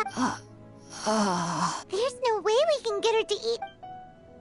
Huh?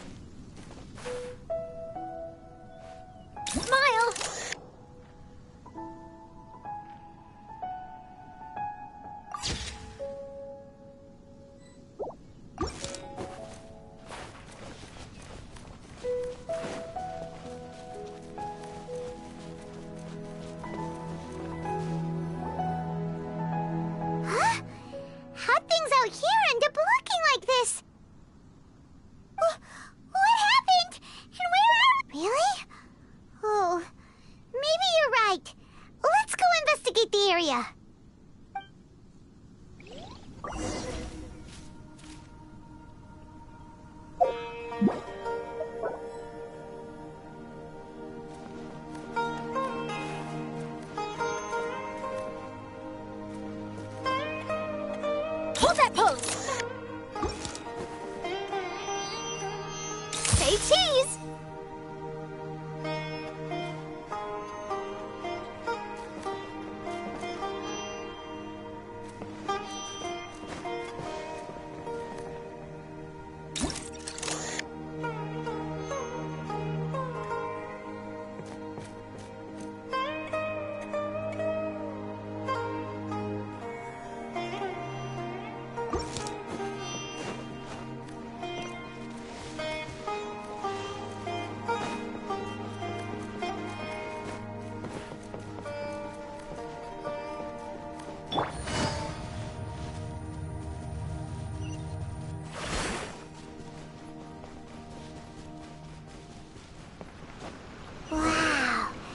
place is huge!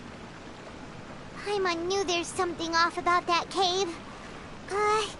Let's think of a way to get over there and have a closer look. Who knows? Maybe we'll find a lead of some kind.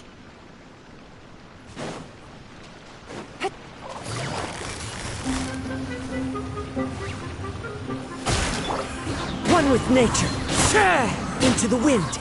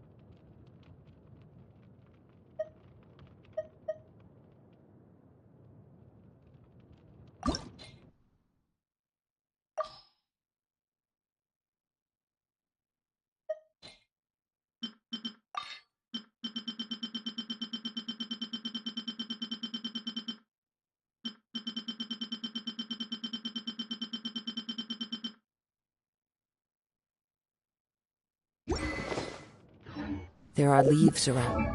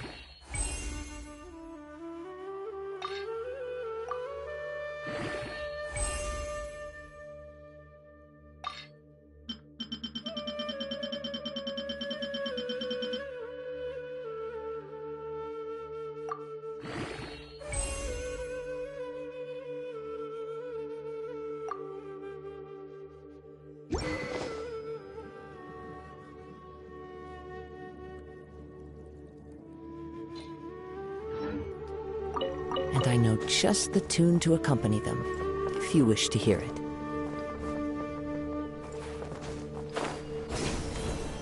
I follow the wind.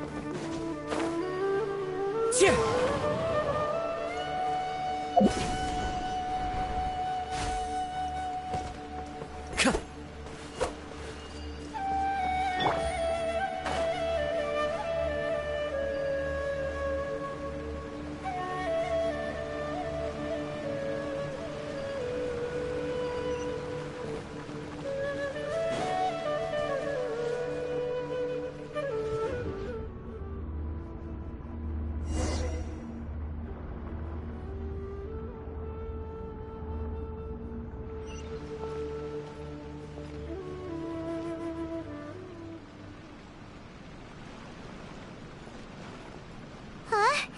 What happened just now? Why'd everything around us suddenly change?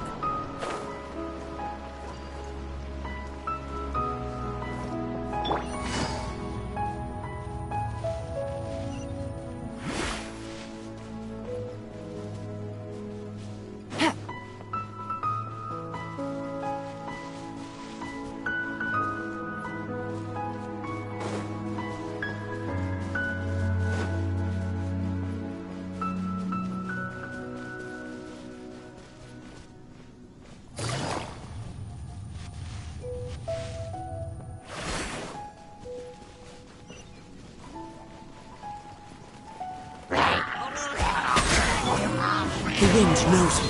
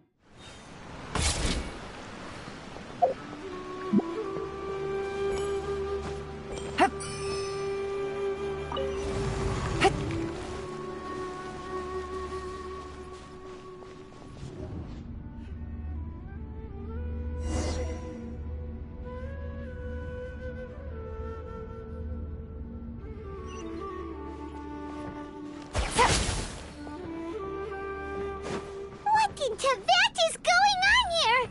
This place is getting weirder by the minute! Hey! What's the matter? You don't look so good.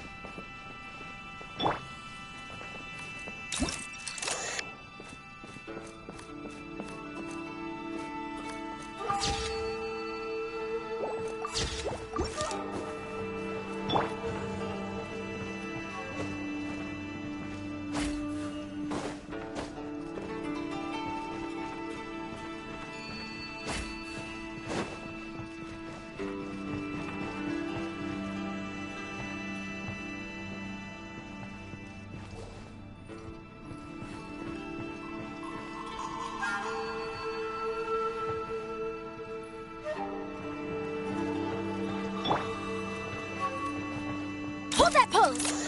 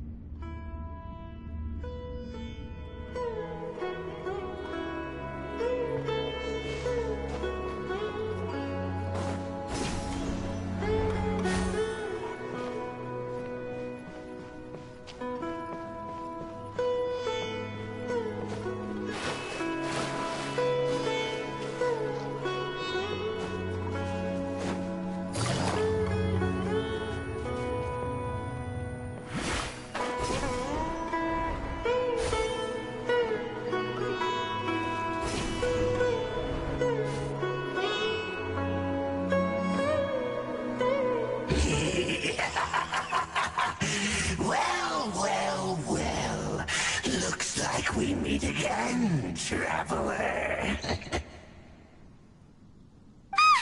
Abyss Herald! What are you planning to do in this strange place? Strange place. Plotting. You needn't worry about such things. They don't concern you. Bow before the Abyss! Take it easy. Busted.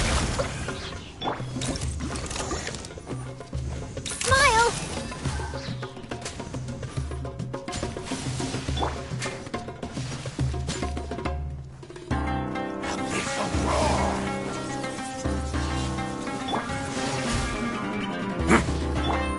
Gotcha.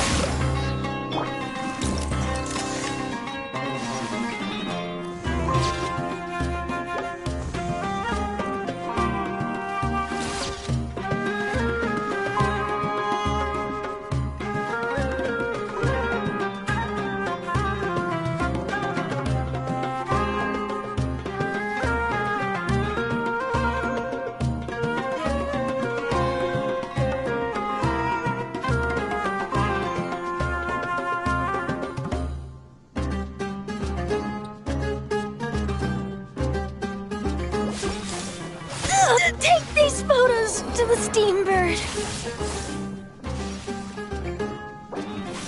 That hurt!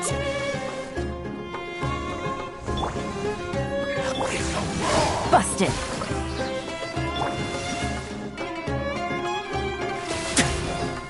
Say cheek! Headline! Still needs a headline.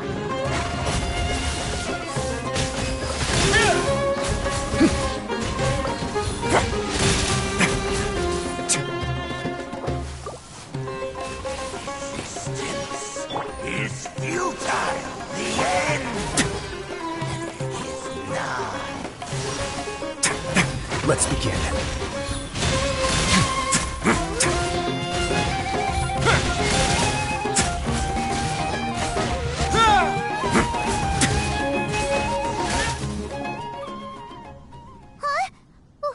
Why can't we beat this guy? Oh, Paimon doesn't get it! We faced others like him before! What's wrong this time? Traveler, though you may have managed to avert countless crises before, your good fortune was bound to end sooner or later. It's time you realize how weak and powerless you really are. Your sister. Oh, pitiful traveler. Are you really so ignorant? Or are you just living in complete denial? Her Highness has long since forsaken you. Your meager existence in her eyes is that of an annoying bug, only to be stepped upon. The bonds of love and family which drive you to find your sibling are utterly gone. Your journey is meaningless. But don't you fret now. Today will be your last. Now die!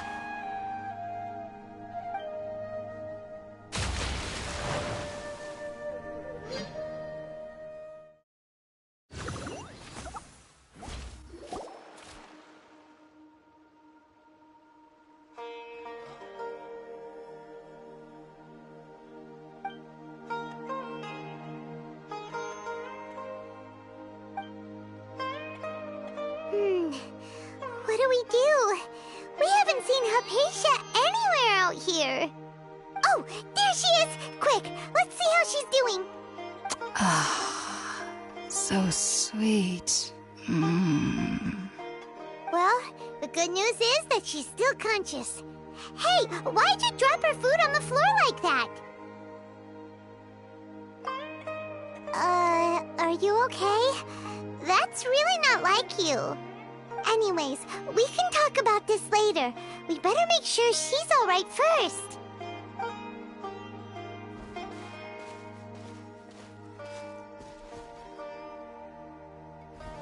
Whoa! Wait a sec. Look at all this fruit lying around her. We can put that to good use.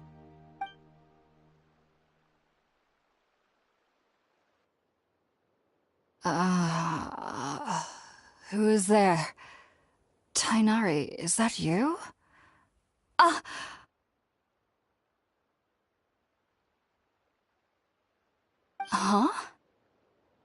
It's okay. You can relax, Hypatia. Tainari sent us here to bring you some food and water. Here, we have a letter that he asked us to give you.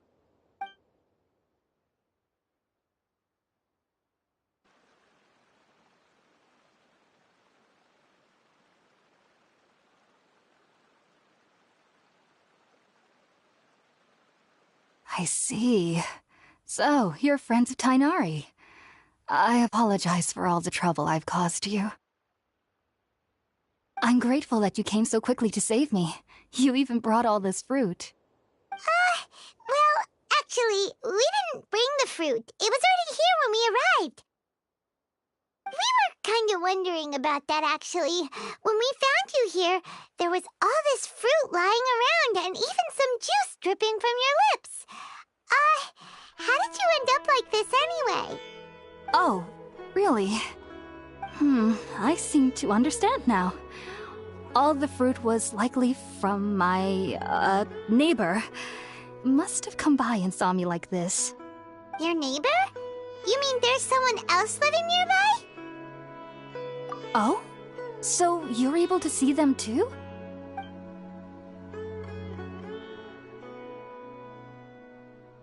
Wait, hold on a second, Traveler. You say that before we arrived, you saw some mysterious creature and suddenly had a strange dream? Isn't that a little too crazy to believe? No, I actually do believe what the Traveler is saying. I myself had a similar experience once before and ended up scaring my timid little neighbor here. You needn't worry. They mean you no harm. They only dragged you into the dream because they hoped to buy themselves a little time in order to scurry away. So, Hypatia, just what kind of creature is your neighbor exactly? I'm not sure what it's called, to be honest. But I do know that they have some sort of deeper connection with the Dendro Archon. I know this because the first time I saw them was also the exact day my consciousness was able to form a connection with Irminsul. Even after I opened my eyes and stopped meditating, my heart was still pounding, and my mind was racing with all the knowledge that I had touched. And at that very moment, I suddenly noticed a small figure at the opening of the cave. In my curiosity, I began to walk over to the creature. They must have already been used to me living in the cave, because they didn't seem to mind me approaching them. They just kept doing whatever they were up to. It wasn't until I crouched down next to them that they suddenly realized that I could see them. Oh! And then? And then I had a dream. By the time I came to, they were nowhere to be seen. I was convinced they'd never show up again. But sure enough, I saw them nearby a few days later. And they weren't alone.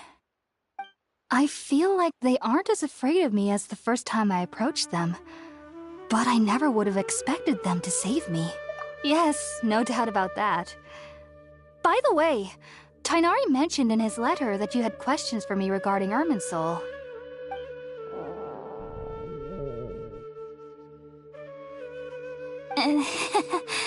Sorry about that. Sounds like just drinking juice still isn't quite enough for my stomach.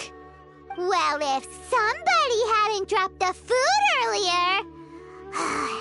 Anyway, looks like we'll need to prepare something ourselves. Besides, Paimon's getting hungry too. Let's eat first and talk about Irminsul later. Alright, we're up, Traveler. Today's menu will feature sweet madame and a radish veggie soup. You'll love them, Hypatia. They're our specialties after all. Sounds good. I've never tried any dishes from other nations before. I certainly look forward to it. It's been so long since I've had a decent meal, too. To be honest, the last time had to be when Tighnari came to visit.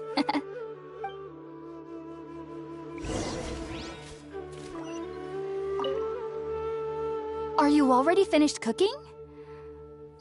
Smells delectable. I'm truly thankful whenever I can enjoy a proper meal like this. Cooking really isn't my forte.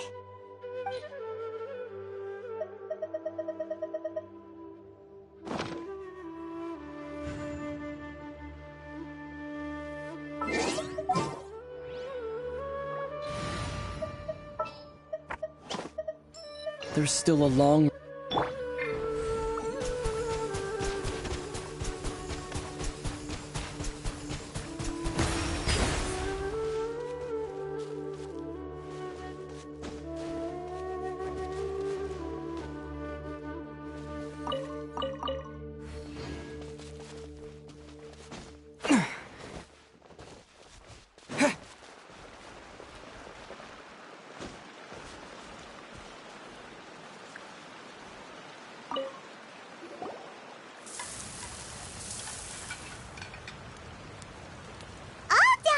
Let's use the empty box that Tighnari gave us since we already washed it.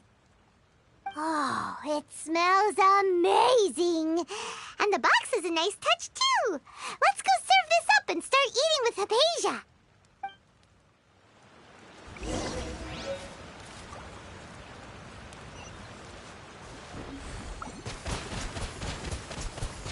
Go!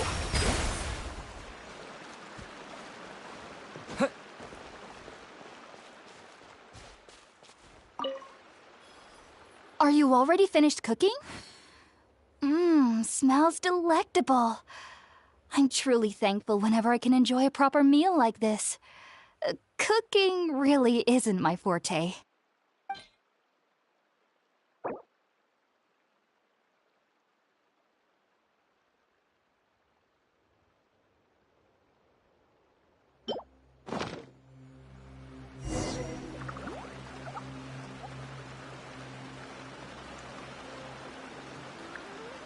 Even though everything you mentioned was in Tainari's letter, it's still hard to believe you were able to connect with Irminsul immediately after smelling Spiritborn Ale for the first time. It took me nearly 3 years before I could do so. And everyone at the Academia even lauded me as a genius. You should know that some researchers spent their entire lives without ever successfully connecting with Irminsul as you have. So why does this incense allow people to connect to Irminsul? The ingredients used to make Spiritborn Ale primarily consist of plants created by Greater Lord Rukkhadevata. These special ingredients are conducive to heightening our senses to the Dendro Archon's power. Since the root of the Dendro Archon's power lies within Irminsul, we can occasionally tap into her powers to peer into the depths of the earth. That's all right. I'm sure you'll come to a clearer understanding as you remain in Sumeru. Makes sense. But Paimon's got a question. Why was he sensitive to the smell of those plants for such a long time? That was primarily due to his body's unique constitution. Stimulated by the incense, he could perceive the Dendro Archon's power and experienced a sensory overload, hence the adverse reactions. Taking in any scent similar to the ingredients of Spiritborn Ale would cause adverse effects. Not to worry, though. It appears you've already fully recovered. Technically, your body should still be sensitive to the powers of the Dendro Archon, but unless you're using intentional meditation techniques, the scent of Spiritborn Ale should no longer trigger such reactions. Whew. Well, that's a relief. I must admit, I am quite envious of your abilities.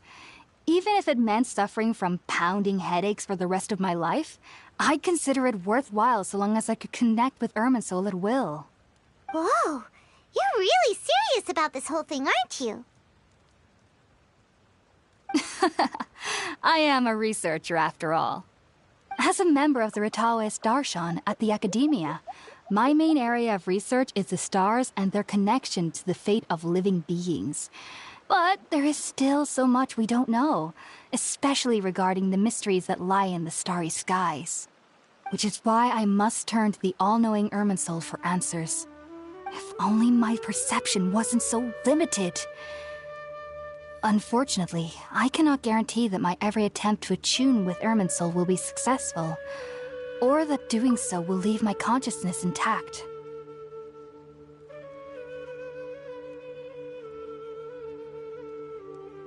I am currently in the stage of training known as Satyavada life. Many researchers in Sumeru have lost their minds while seeking to attune with Irminsul during this stage. Sages have said that Irminsul contains divine knowledge, and touching such knowledge without the proper preparations and abilities will only lead to one's mind caving in on itself. That's why we meditate alone. We need to ensure that our minds will be calm while minimizing the possibility of involving anyone else. Whoa, so knowledge from Irminsul can be super dangerous. Don't you ever feel afraid of the risk, Hypatia? Of course I do. Especially during nights that are pitch black with no moonlight, and dead silent without even the sound of insects. However, I've been feeling better as of late.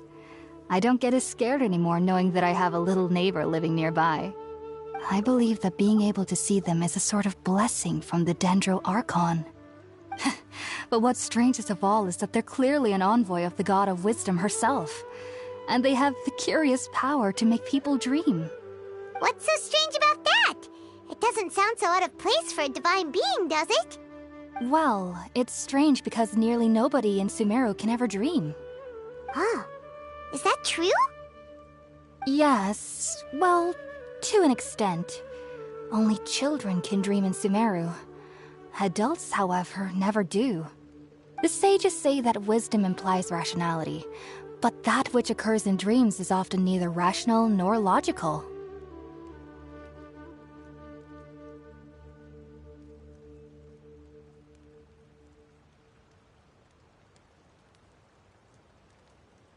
Yes, if one struggles with anxieties, those emotions could influence their dreams. The fact that the people of Sumeru do not have dreams is seen as a blessing by the sages. They believe that Greater Lord Rukkhadevata, the god of wisdom, is keeping us away from the foolish delusions you encounter in your sleep. I was born into a family of scholars in Sumeru City. Ever since I was a child, my parents would always tell me that I'll know I've grown up once I stop dreaming. I studied hard, enrolled as a student in the academia, and went on to become a researcher. Sure enough, I never dreamed again. But then, on the day I scared the little Aranara, I suddenly saw a dream again. It was incredible. Though I don't exactly remember what I saw, I clearly recall the feeling. I suddenly felt like I was a child again. Back then, I was foolish and ignorant as any youth would be, but I was free of fear. Maybe dreaming isn't as bad as we've made it out to be. Just be sure not to speak of this if you travel to Sumeru City. They'll look at you as if you've lost your mind. So, do you have any thoughts about the things he saw when he connected with Irminsul? Sorry. I'm afraid I don't have any answers as of now. All I can say is that what you saw is a memory contained within Irminsul itself. World forget me. What could that possibly mean?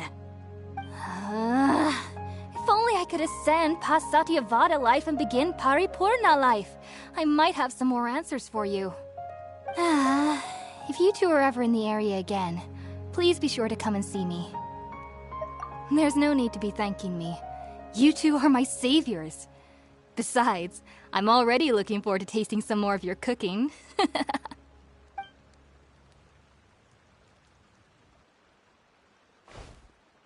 Now that we know Hypatia is alright and had the chance to ask her some questions, Paimon thinks it's about time to head back to Gandharvaville.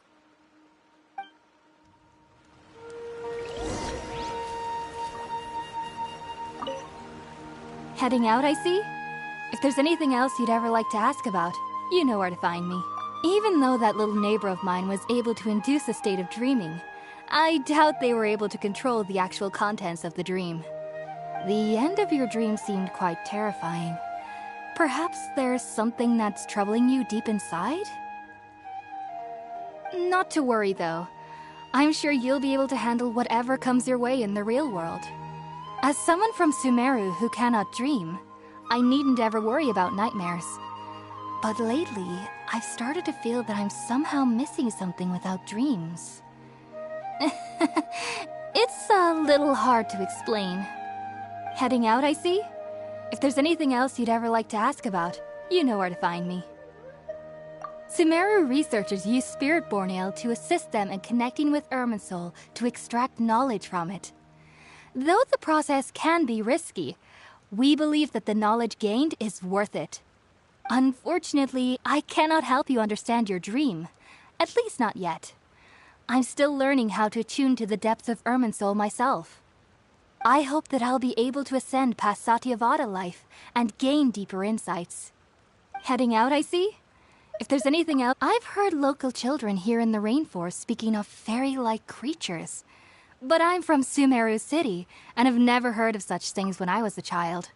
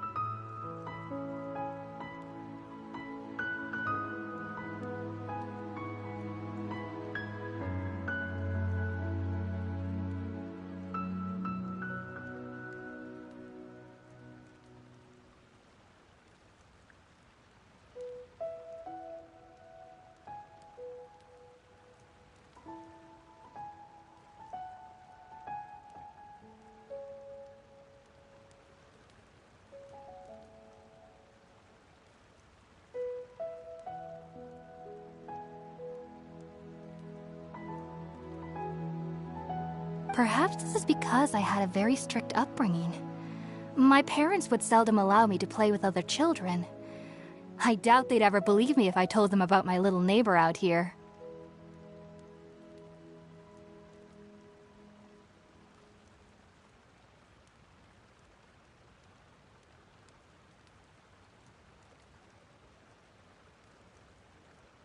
And speaking of my little neighbor, I think they can somehow sense when Tighnari is coming to visit me. I've noticed on several occasions that as they're playing under the trees, they'll suddenly tense up and scamper away for no apparent reason.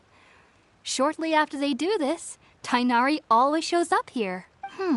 Perhaps I should ask Tighnari about this the next time I see him. Heading out, I see? If there's anything else you'd ever... Take care. Do remember to come visit any time you're in the area. I would be happy to chat with you.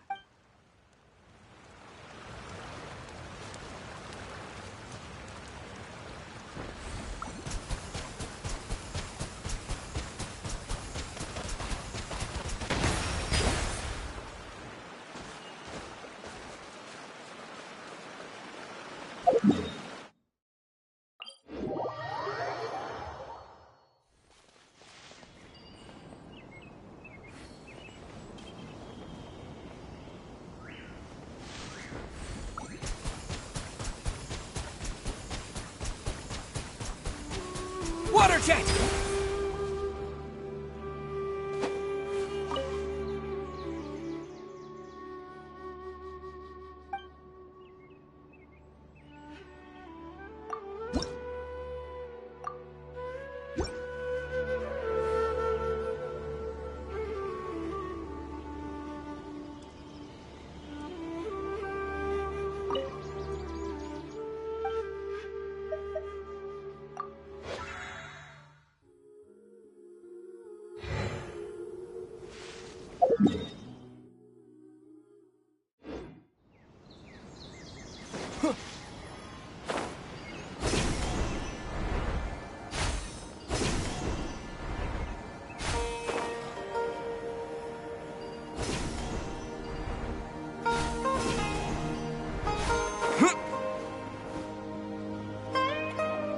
Think about it, Tighnari. Refusing to join is tantamount to burying your head in the sand.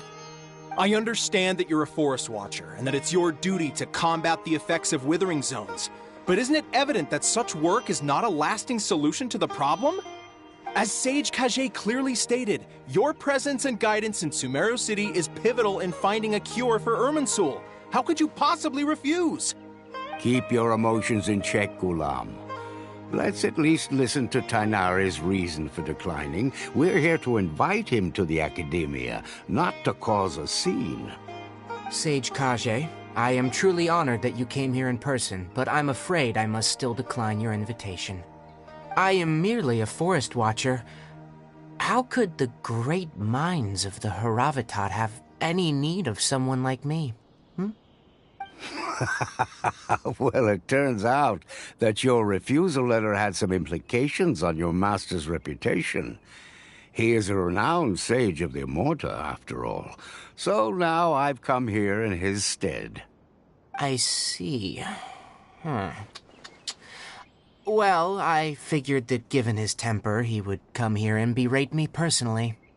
Tighnari, your master is an integral part of this effort. And now he requires your assistance. And what exactly does my master need of me, Sage Kage? You'll know, once you've arrived in Sumeru City, that is. And, how long will I be required to stay? There's no definite answer as of now. Do you mean to tell me that, despite coming all the way here to Gandharvaville, you still can't answer the questions I laid out in the letter to my master?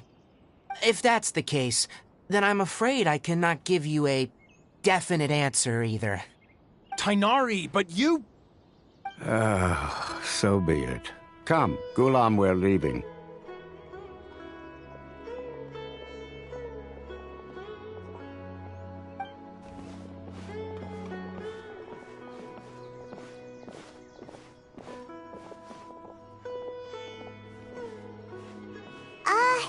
Tighnari, that all about? It's nothing. Some people from the academia wanted me to go to Sumeru City to assist them with a project, but I had to refuse on account of all my responsibilities here. But all that can wait. How did things go with Hypatia? It was quite the eventful trip, but the main thing is that she's safe and sound. She answered a bunch of questions for us, too. Very good. Now that the Traveler has made a full recovery, there shouldn't be any reason for you to tarry here longer. I assume you will be heading to Sumeru City, correct? That's right! We want to meet Lesser Lord Kusanali and ask her for advice. Do you have any idea on how we can find her? Sorry, I'm afraid I don't have any advice for you there. Well, do you at least know anyone we can try asking in Sumeru City? Let me think. My trips to Sumeru City have been fairly short, and most of my acquaintances are researchers. Oh, how about this? I'll write you a letter of introduction that you can give to a researcher I know. He's from the Amorta Darshan and is adept at gathering information. Asking him might prove worthwhile. Also, when you enter Sumeru City, you'll probably end up receiving something like this item here. I'm not sure if it will ever come in handy for you, but maybe you can give it a try. Oh? What is it? It's called an Akasha Terminal. It's a tool produced by the Academia that utilizes the legacy of Greater Lord Rukkhadevata. Some say that this item is the very basis of Sumeru's reputation as the City of Wisdom. Needless to say, this device and its usage fall under the Academia's expertise, so I'll leave it to them to show you how to use it. Great! Next up, Sumeru City! But wait, before that... That's right! Tighnari, we have something important to say to Kale before we leave. Is she doing better now? Yes, she's doing much better. After being confined to her bed all this time, I thought a little walk would do her some good. Last I saw her, she was taking the path towards the North Crossing. She knew you two would be leaving soon, so she must have wanted to see you off. Thanks, Tighnari. All right, let's go! Farewell, and good luck to you both.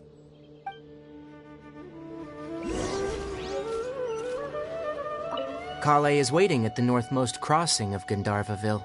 You should be able to find her there. Don't you worry about Kale. I'll look after her. I'll find a way to understand the relationship between the Withering and her disease. Kale is waiting at the northmost crossing of Gandharvaville. You should be able to find her there. It seems there's a major project underway at the Academia, and my master has also joined the effort. But I can't afford to leave Gandharvaville now. Things are not going well here in the rainforest, and Kale needs someone to watch over her. Besides, I never was one for all the pomp and circumstance of life at the Academia. Given that my master hasn't come to give me an earful personally, it seems that my presence is not as sorely needed as they make it out to be. In fact, the letter he sent me was uncharacteristically polite. Kale is waiting at the northmost crossing of Gandharvaville. You should farewell, traveler.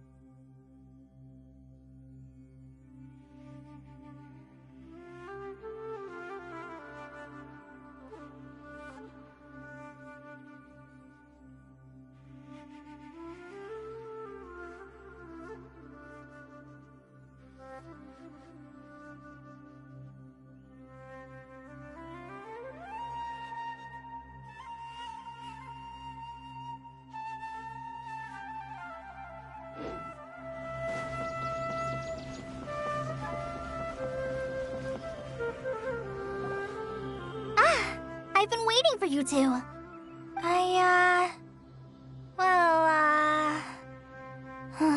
Never mind. I guess I should just wish you two a safe and successful journey. Thanks for waiting here just to see us off, Kale. We're headed to Sumeru City.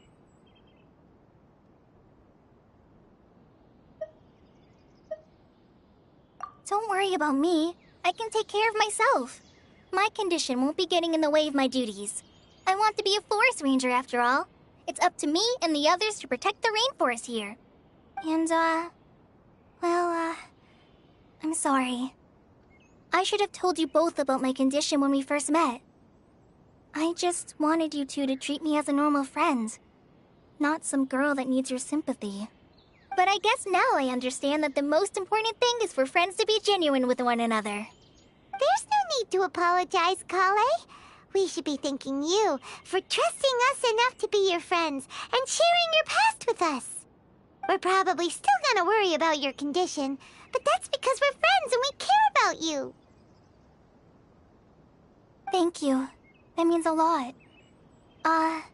Before you leave, I have something for you. Oh? What is it? It's my recipe for pita pockets. I told you that I'd give you a copy, remember? My handwriting is a little, messy, so please don't laugh.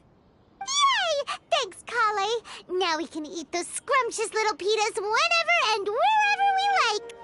I hope that whenever you eat them, you'll both remember your time here in Gandharvaville. Well then, I, trainee Forest Ranger Kale, bid you both farewell. Please visit Gandharvaville again.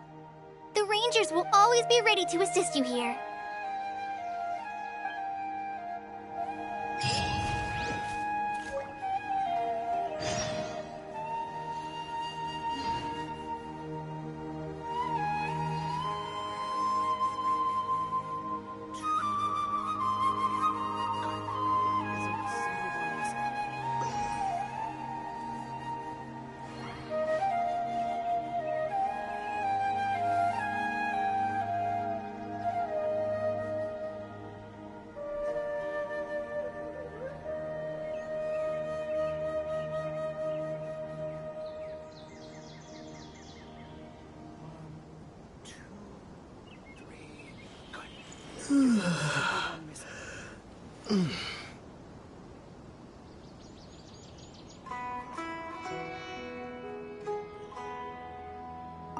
I hope you have a safe trip to Sumeru City and get to meet the Dendro Archon there.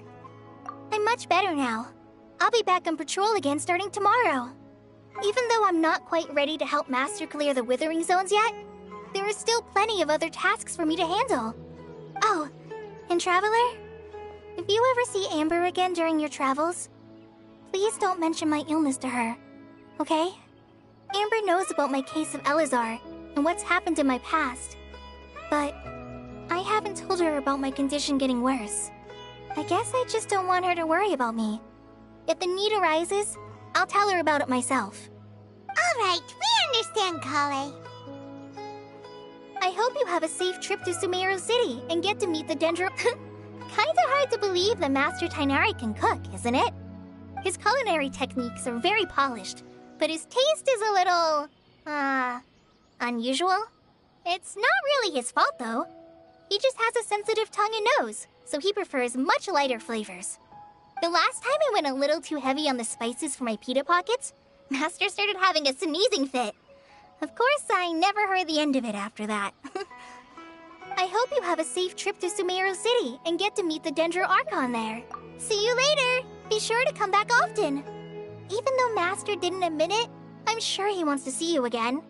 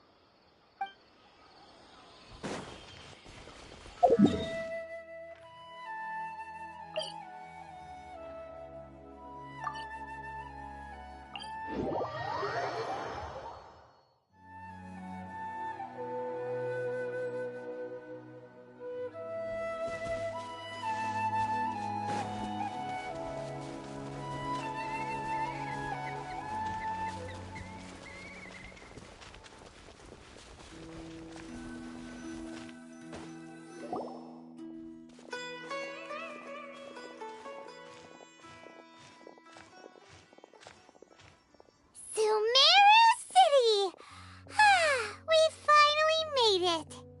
Oh, did you see that? When those people entered the city, something on their heads lit up. One moment, please, you two. It appears this is your first time visiting Sumeru City. Oh, yeah, that's right. But how did you know that? Because there's currently no information on either of you in the Akasha. But no need to worry, that won't prevent you from entering the city. In fact, the Academia conveniently provides each traveler to Sumeru City with a device. Perhaps you two have heard of the Akasha before. It's our beloved Greater Lord Rukkhadevata's lasting legacy, a treasure trove of collected knowledge. After centuries of tireless research on the Akasha, the Academia created one of its most ingenious inventions, the Akasha Terminal. As long as you are within Sumeru's borders, you may use an Akasha terminal to connect directly to the Akasha and access any knowledge you need. I should mention that due to technical limitations, the operation of Akasha terminals will be much smoother and more effective in large cities such as Sumeru City and Port Ormos. Oh, so this is the thing that Tainari was telling us about. It sounds pretty amazing. You two are quite fortunate. Until recently, it was standard practice to only issue Akasha terminals to outlanders who spent an extended amount of time in Sumeru. However, this policy was recently changed, and now all travelers are issued one upon arrival. Here are your Akasha terminals. Please handle them with care. It kinda looks like a leash. To activate it, simply hold it in your hand and say the following phrase to yourself. May the mighty God bless us with their voice of wisdom. Oh, since this little doodad lets you access knowledge, maybe we can use it to find a way to meet Lesser Lord Kusanali. Let's give it a try. Ahem. May the mighty God bless us with their voice of wisdom.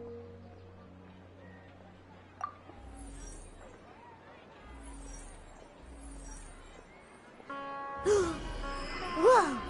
Just now, something clicked, and Paimon suddenly knew how to use this thing. It seems all we need to do is concentrate on what we want to know, and bam! You get it. Oh, that'll come in real handy. Exactly. That is the power of the Akasha. And with that, let me officially welcome you both to Sumeru City. May the wisdom of the Dendro Archon always be your guide. Okay, now that we're in, we can check the Akasha about Lesser Lord Kusanali. Let Paimon try. 500 years ago, the sages found a newly born deity from within some scorched ruins. The deity now resides in the sanctuary of Suristana. Seems pretty similar to what Kali was telling us. Okay, next, let's concentrate on asking how to meet her.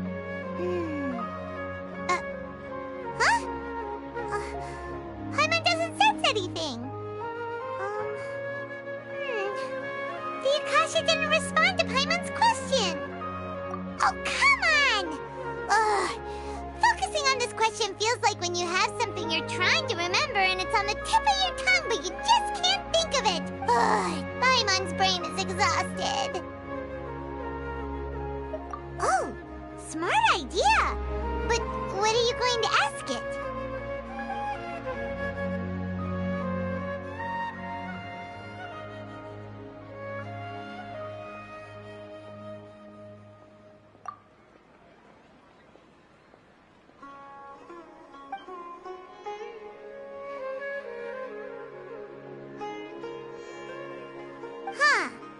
Could it be because we're Outlanders and we've only just arrived in Sumeru?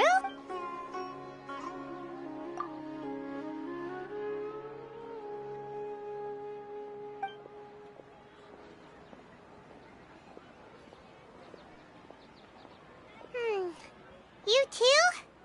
Well, glad it's not just Paimon.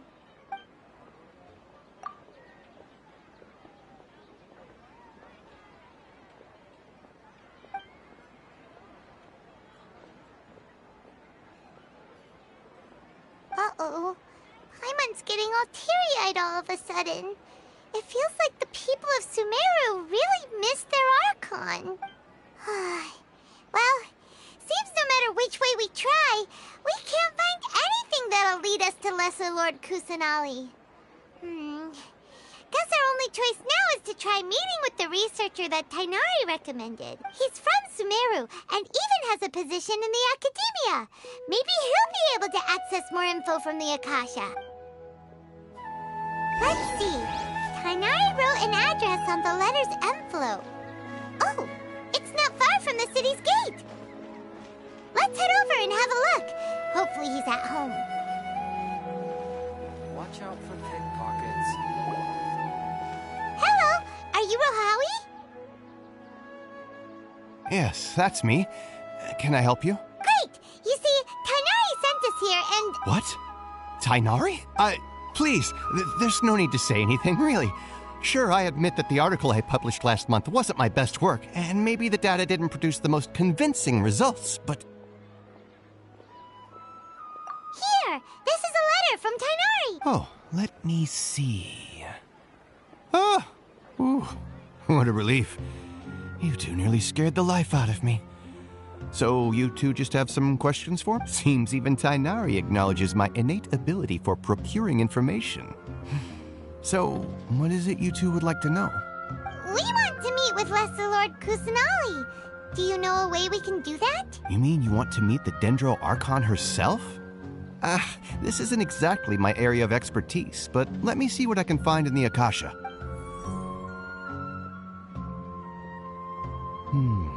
Sorry, the Akasha didn't respond to my query. What? You too? But what about your abilities for getting information and all that? Paimon was sure you'd be able to access more info than we did. Well, as I said, this isn't my area of expertise.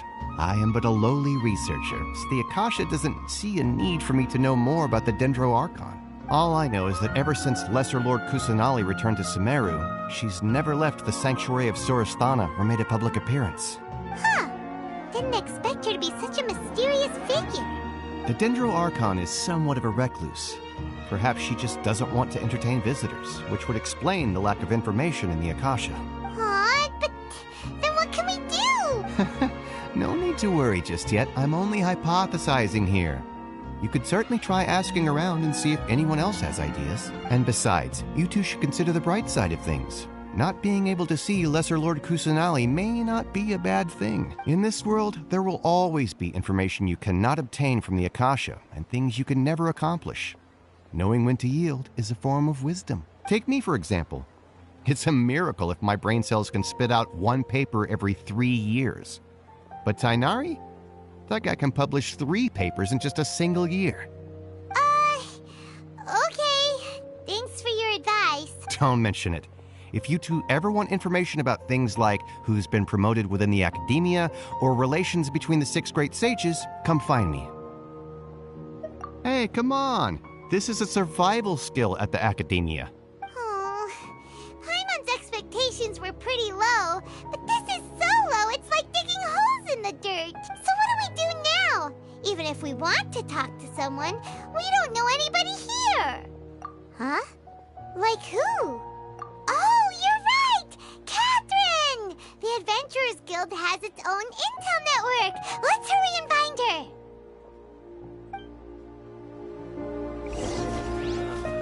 Been handed all the cumbersome tests again. Anything else you'd like to ask about? Sage is the highest rank for an academia researcher. Since the institution's founding, each of the 6 great sages represent the finest mind and leader of their respective darshan. One grand sage is chosen from among the 6 sages to serve as the head of the academia. The current one is Sage Azar of the Rotawahist darshan. Since ancient times, the sages have contributed immensely to Sumeru. The widespread usage of the Akasha is thanks to their hard work. Anything else you'd like to ask about? I just knew you'd be curious about that. Although the 6 darshans conduct research in different disciplines, their sages frequently interact with one another when managing academia affairs. In the Immorta, our leader is Sage Nafis. His temper is legendary. We researchers are terrified of him, and even the Grand Sage gives him some leeway. He hasn't shown his face lately, though. Rumor has it that he's currently involved with some major project. Thankfully, he's been so busy that I was able to publish a paper.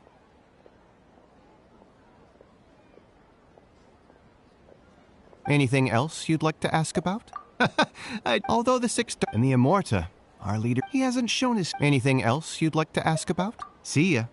Take a page out of my book and learn to look on the bright side of things.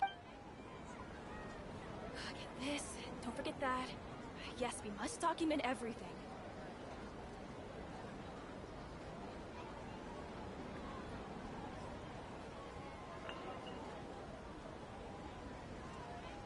Watch out for pickpockets.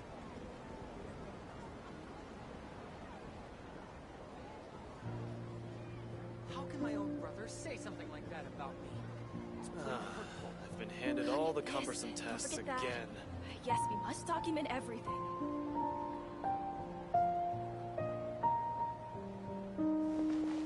Watch out for pickpockets.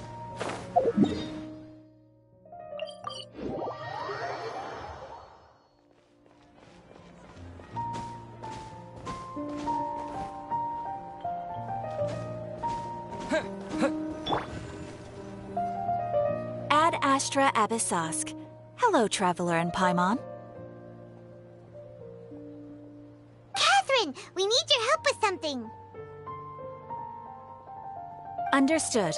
The Adventurers Guild is always ready to serve you. With what do you require assistance? We want to meet with Lesser Lord Kusanali. Do you know a way we can do that? You two wish to meet with Sumeru's Archon. Understood. Please wait.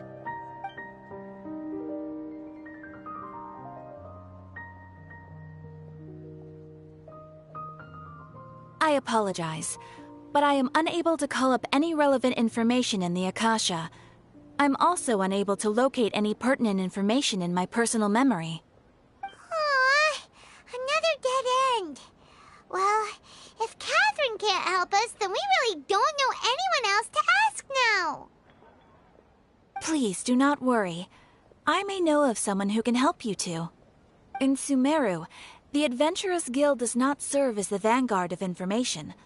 Rather, there are numerous active mercenary groups collectively known as the Eremites. They take on various contracts and work all across Sumeru, so they naturally accrue intelligence. An Eremite brigade called the Corps of 30 is in charge of Sumeru City's defenses. Not only are they the oldest brigade, but they are responsible for managing and coordinating the affairs of all other mercenary brigades. Corps of 30? What a weird name. Supposedly, they are named as such because their ranks numbered 30 at their inception. Asfand, an advisor with the Corps of 30, maintains good relations with the Adventurers Guild.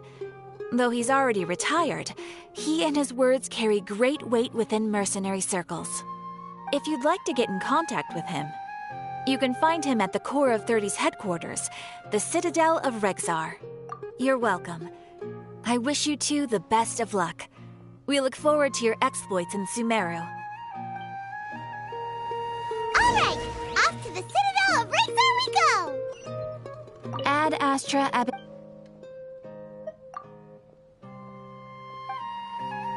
Ad Astra...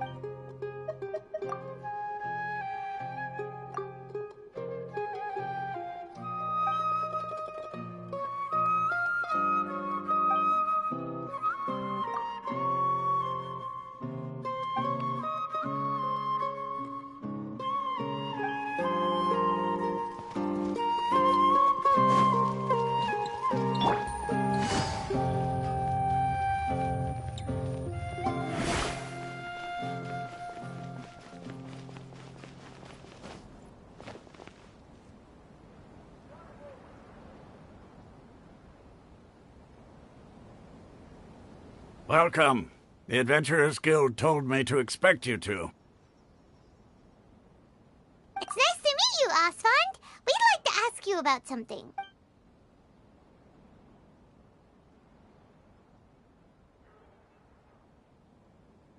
I see. So, Catherine's the one who sent you this way. Ha! It's true that the Eremites' network is vast, but even I can't help you meet the Dendro Archon. Wait, seriously? That's it? Afraid so. The Eremites aren't terribly religious, so we don't know much about divinities. As far as the Akasha goes, we can access even less than you. We originally came from the desert, The gods there died off long ago. Since those days, we've used our own 2 hands to carve out a living. We don't beg gods for their aid. It isn't just us, though. If you ask me, I think most in Sumeru aren't interested in Lesser Lord Kusanali. Oh? Why's that? Just take the Academia, for example. They're the ones who truly rule Sumeru.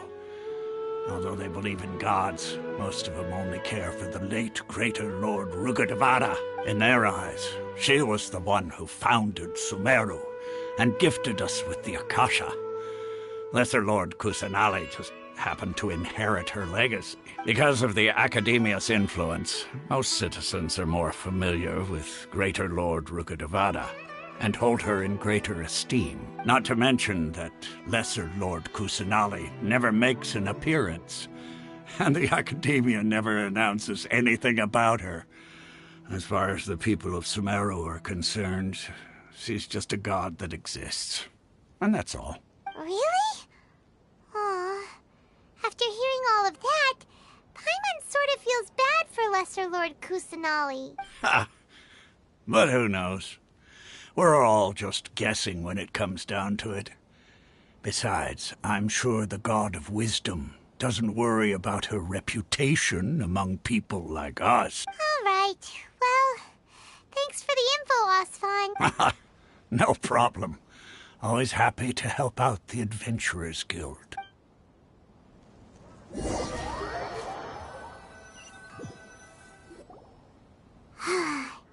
Seems Osfond was right about most people's attitudes here. Not only are they not interested in the Dendro Archon, they even say stuff like, if the Akasha doesn't think I should know, then I don't need to know about it. We've been asking for information non-stop ever since we got to Sumeru. But the harder we try, the more helpless everything seems. Isn't there at least one person in this entire city who cares about Lesser Lord Kusanali? Oh, you two are interested in Lesser Lord Kusanali? Huh? Who are you? From the sound of it, you two are Outlanders who recently arrived here. You've been asking around for information on Lesser Lord Kusanali, right? Oh, I'm sorry. I forgot to introduce myself. I'm Dunyarzad, one of Lesser Lord Kusanali's faithful followers. Whoa, really? Then do you know how we can meet with her? I'm afraid I can't help you with that. But your conversation earlier did happen to remind me of a legend about the Dendro Archon. Sure. It goes like this. Long, long ago, there was a man who heard a prophecy. It predicted that a great calamity was about to befall him. Panicked by what he heard, the man sought out the Dendro Archon in hopes that she would bless him with the wisdom to help him escape his predicament. The man journeyed across deserts and through rainforests and experienced tribulations of every kind. However, he still couldn't find any trace of the Dendro Archon. In despair, he thought, alas, the Archon has abandoned me. He then had no choice but to sorrowfully resign to his fate. Okay, and then what happened? And then, the calamity came. But to his own surprise, the man felt somehow emboldened by the trials of his journey. By relying on his own strength, he managed to overcome the adversity. At that moment, a bird perched upon his shoulder. This bird was, in fact, an avatar of the Dendro Archon. She said, "O Archon Seeker, do you now understand? She and her wisdom have long been found by you. Along your journey, we were in every flower and blade of grass, every ray of sparkling sun, and every breath of dancing wind. So long as you continue to think and ponder, we'll be wherever you go." Yeah, thanks for the story! Paimon feels all warm and fuzzy inside after that. In a way. It seems like this story is also one of the Dendro Archon's avatars. Dunyarzad, since you worship Lesser Lord Kusanali, can you tell us anything else about her? Of course. So did you two know that... I'm terribly sorry, but it seems something's come up now. Let's chat another day.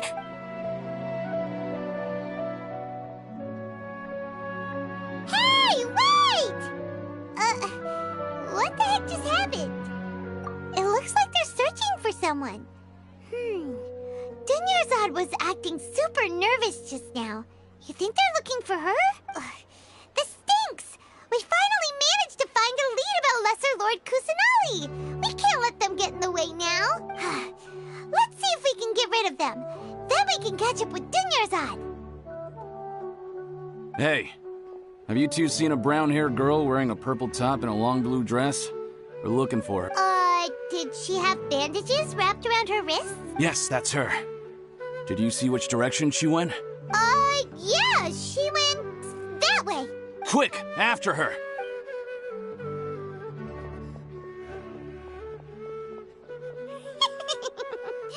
That should keep him busy for a while. Let's hurry and find Dunyarzad.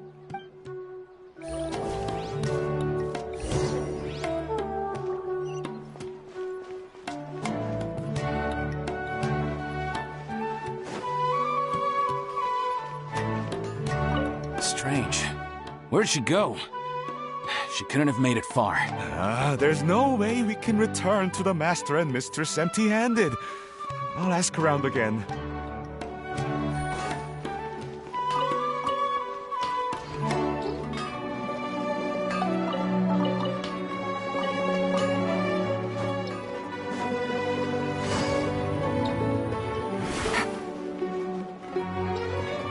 There you are, Dunyarzad.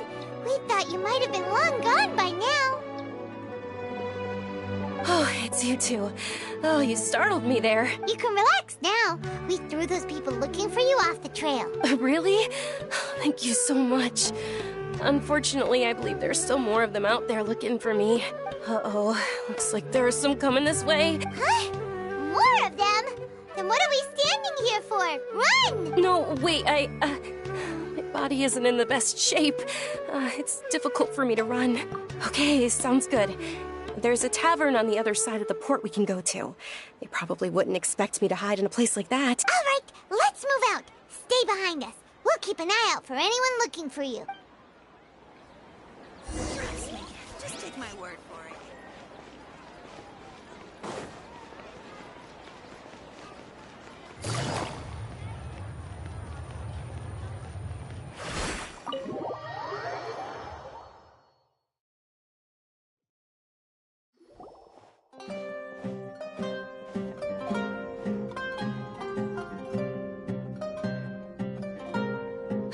We made it.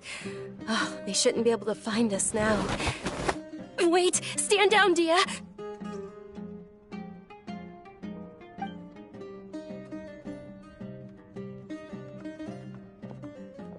My lady, who are these two?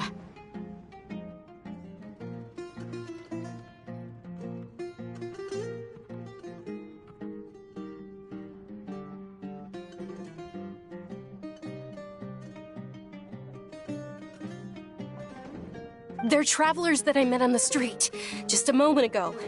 They happened to notice that you were all searching for me, so they helped me hide. I see. In that case, you two should scram. There's nothing here for you. Wait a sec! Who the heck are you? And why are you shooing us away? I'm Miss Dunyarzad's bodyguard, here to see that she returns home safe and sound. My lady, let's get going. You've been gone for so long that your parents are worrying themselves sick. And if I refuse to go with you? It'd be easier for the both of us if you cooperated. But if you insist on not going, then I'll have to carry you like a sack of potatoes. Hey! Dunyarzad already said she doesn't want to go back. Why are you still pushing her? Stay out of this. You don't understand the situation. Sorry, my lady. Even though I'm your bodyguard, your parents are my employers. I have to answer to them. How much? Wait, what? How much more do I have to pay you to become your employer? So you never listen to my parents ever again. Double? A triple? Give me some time and I'll get that much.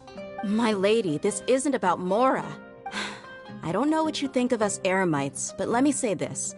I like Mora, but I'll never go against my principles. That's why I'm here looking for you. Sure, it's an order from my employer, but my conscience was also telling me it's the right thing to do. And knowing your health, carelessly running around like this is gonna hurt ya. For the sake of those who love you, don't be stubborn. No, you're wrong. I'm aware of my limits, and I know what I'm doing. Honestly, the only people being stubborn right now are my parents. And they know perfectly well that it makes no difference if I'm at home or not. They still won't accept reality, and every time I bring this up, they just change the subject. Dia, you've been living with us a long time already. This should be old news to you. Dia, I know it hasn't been easy for Mother and Father, and I'm grateful for everything they've done for me. But there's someone else in this world I'm also grateful to, because she saved me. The love I have for her is the same I have for my parents. This is my life and my last chance. So I want to do something meaningful. My lady, are you sure what you're doing now is meaningful? Yes, I'm sure. At least, it is to me. Fine. I won't ask you to return home anymore. But let me make something very clear. I'm only doing this because I respect your determination, not because I agree with you. Thank you, Dia. Sorry for being so rude just now. My nerves were acting up. And I even brought up your payment in such an offensive way. Don't worry about it, my lady. I did say that I like Mora. Besides, that's our next topic of conversation. Today's little excursion caused such a ruckus that every single bodyguard at the estate was deployed. It wouldn't be easy to hide things from your old man. Since this definitely won't be your last escapade, here's a little tip. You should at least make it look like your room and things are still in order when you leave. Also, you'll need someone to cover you for when you're out and about. So, I'll let you hire me, my lady. This way, everyone wins. As for the pay, let's say half of what your father pays me. We can settle the bill when we return to the estate. Okay, deal. Yay! Looks like they've reached an understanding. I'm fine, really. I just feel a little tired now that things have calmed down. My lady, stop trying to look tough. We're already in a tavern, so let's rest up and grab some grub. I'm sorry for worrying you two. If you don't mind, I'd like for you to join us. Sure! After you rest up, we want to hear more about Lesser Lord Kusanali.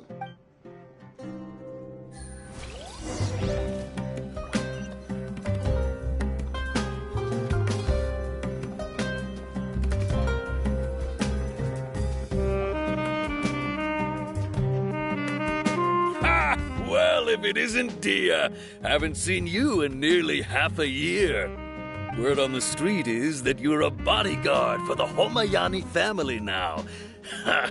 Don't you find that kind of work boring? Nah, you get used to it. How about a menu over here? You got it. Huh? Isn't this little Miss Homayani herself? We don't get to serve personages like you very often. We'll be sure to prepare our very best. Thank you, sir, but there's no need. I don't have a lot of Mora on me, and I really ought to save as much as I can. But please bring these two the best food you have. They're my new friends, so I want to be a good host for them.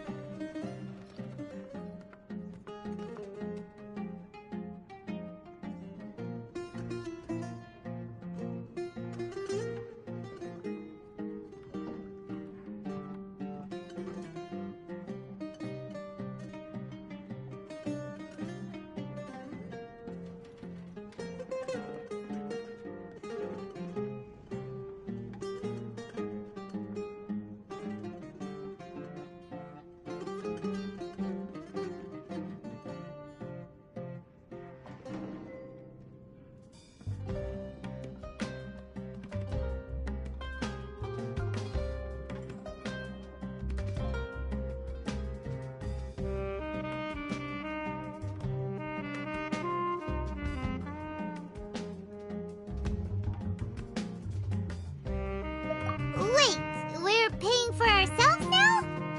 Aw, Paimon kinda wanted to try something fancy, but we aren't exactly loaded. Guess Paimon will settle for something ordinary. How about our charcoal-baked Agelenach cakes? They're our signature snack, and they run cheap. Look, other customers over there are eating some now. They look kind of burnt and dry. Paimon will pass.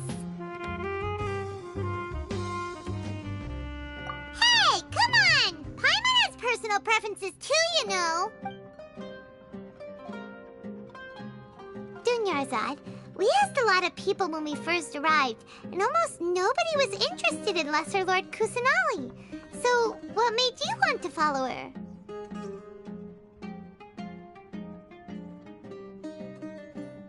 Well, remember when you asked me if I knew how to meet the Dendro Archon? Even though I don't know how, I think I've actually seen her before.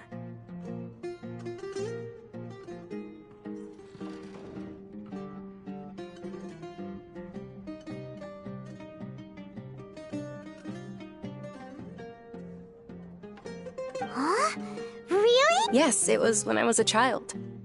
At the time, my illness had kept me bedridden for the better part of a year. I was stuck inside and couldn't make any friends, and my parents did their best to find treatments for me. But even then, the Akasha didn't have any helpful information. My younger self no longer had any hopes or dreams. One flare-up was so bad that I was in a semi-conscious state for several days.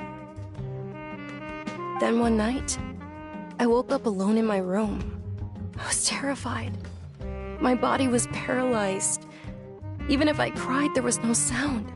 At that moment, an ethereal voice spoke in my mind. Dunyarzad, don't be scared. You don't have to cry.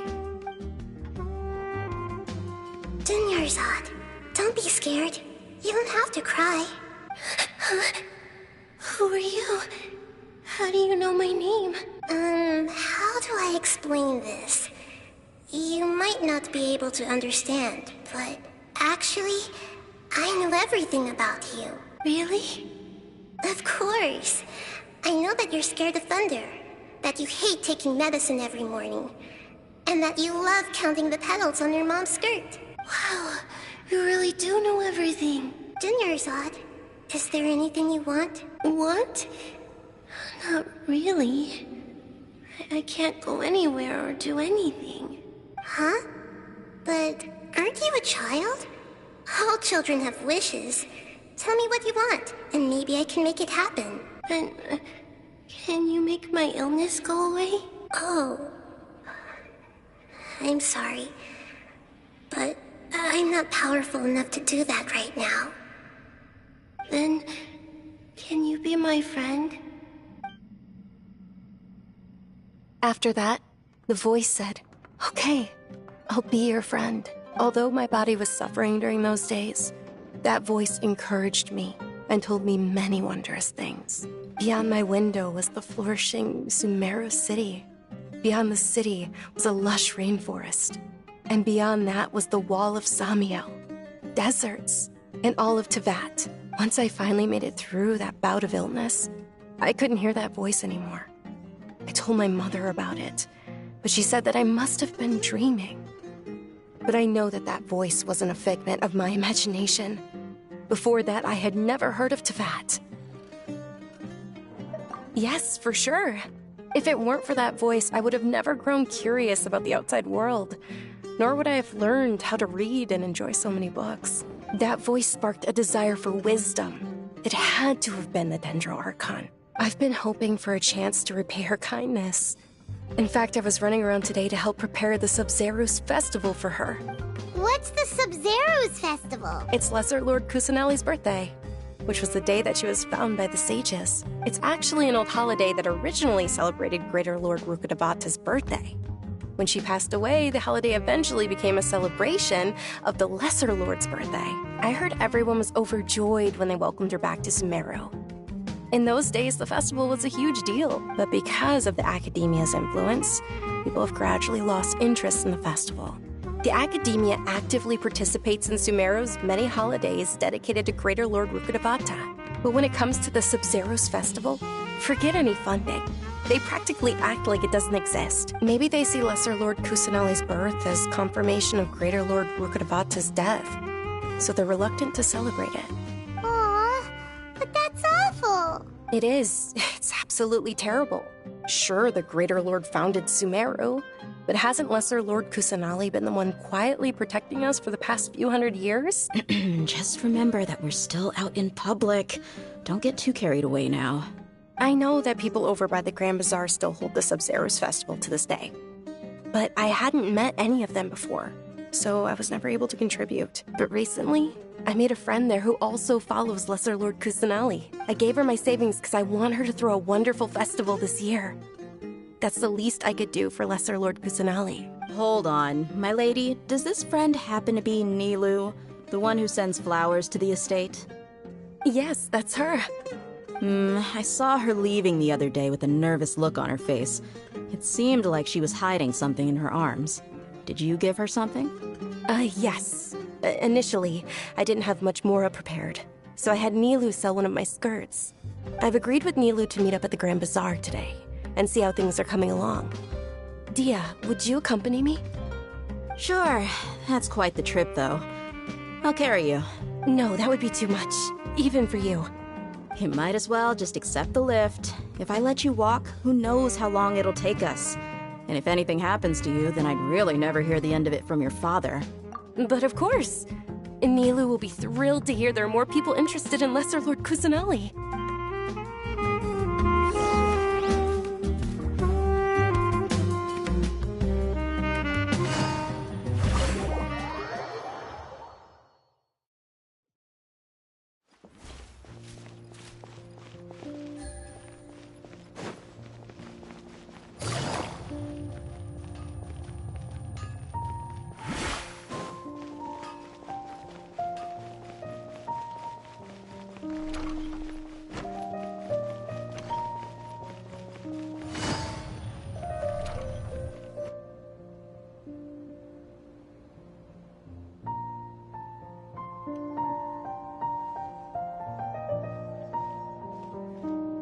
Sorry I'm late, Nilu.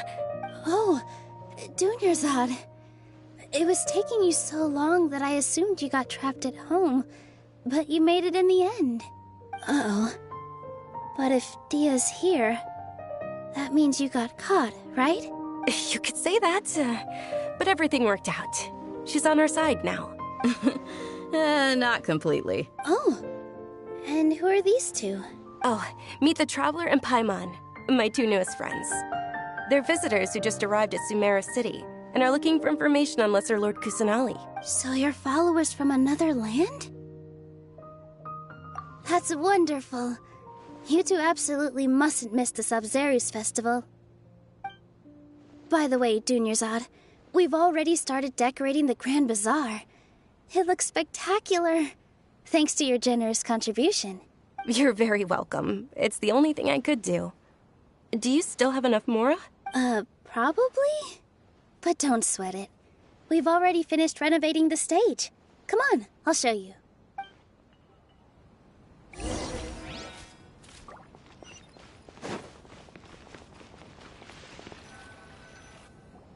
Wow!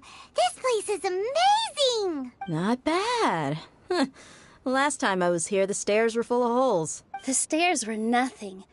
A little while ago, we discovered that the tree above the stage had a huge chunk of bark ready to fall off. Mr. Zubair was worried sick. We reported it to the academia many times, but they never sent anyone to deal with it. We didn't want anything bad happening, so we were going to cancel all the stage performances. Oh, probably because it was the theater asking. The academia looks down on performers like us. They probably think it would be best if the theater closed down completely. We can't let that happen, though. Not only would everyone involved in the theater go hungry, but then we wouldn't be able to hold the Sub-Zeru's festival anymore. Thank the Dendro Archon for Dunyarzad. With the Mora she gave us, we hired someone to patch up the tree, and we also gave the stage a much-needed makeover. The stage is going to be even prettier when it's festival time. I can't wait for you to see it. And I can't wait to see you on the stage. You've been practicing so long already. It's almost time for your dream to become reality. It's our dream. I'll do my best for the two of us. Nilu, What are you gonna be doing at the festival? She'll be dancing the dance of Sub-Zeros, the most important performance at the Sub-Zeros festival. Dunyarzad, have you told them the origin of this holiday? I only told them about the Greater Lord and Lesser Lord so far. Okay. Then I'll tell you two about how this holiday came to be. According to legend, the Sub-Zeros festival was originally the Goddess of Flowers' birthday celebration for the Greater Lord. A long, long time ago, on one of Greater Lord Rukkhadevata's birthdays, her friends threw her a celebratory banquet. Some of the gods got drunk. One started playing music, and the Greater Lord started singing, so the Goddess of Flowers began to dance. As she danced upon the grass, countless beautiful parisaras began to bloom wherever she stepped. Those brilliant purple flowers became her dazzling stage. All the gods clamored, "Oh, if only time could stop at this very moment." Of course they did. When people mention the gods, they always think of the Archon War. But Sumeru's gods also had happy times. Although they aren't around anymore, they're preserved in our tradition of dance. This outfit I'm wearing is apparently based on how the Goddess of Flowers looked. Though we're just tiny people compared to the divine, we still have to do our best to make sure that the birthday girl feels loved on her special day. Nilou, you of all people will definitely be able to convey our well wishes to the Dendro Archon. I also noticed that you went the extra mile and scattered parisaras around the stage. They symbolize the Goddess of Flowers, after all. It's just a shame that all the real parisaras went extinct after her death. Yeah. The Greater Lord brought forth parisaras in memory of the Goddess of Flowers, but she ultimately could never truly replicate that beautiful purple. Thinking about the Goddess of Flowers dance makes me wish I could have seen it. If my stage were anything like that, I'd be thrilled if I had just 2 real parisaras on the stage. So, Traveler and Paimon, what do you think? Interested in the Sub-Zeros festival? Will you two be coming? All of Lesser Lord Kusanali's followers will be there for her birthday. It'll be a good opportunity for you to learn more about her. Ooh, Paimon thinks that's a great idea! Hey, come on! There's nothing wrong with enjoying a festival. Besides, it's Lesser Lord Kusanali's birthday. She'll be happy to have more people who are celebrating it. So how about we all attend the Sub-Zeros festival together? Dunyarzad, let me show you which stage decorations we've picked out so far. Traveler and Paimon, if that doesn't sound interesting to you, then feel free to explore the area. Everyone at the Grand Bazaar loves Lesser Lord Kusanali, and we're all looking forward to the Sub-Zeros festival. In that case, we'll take a look around.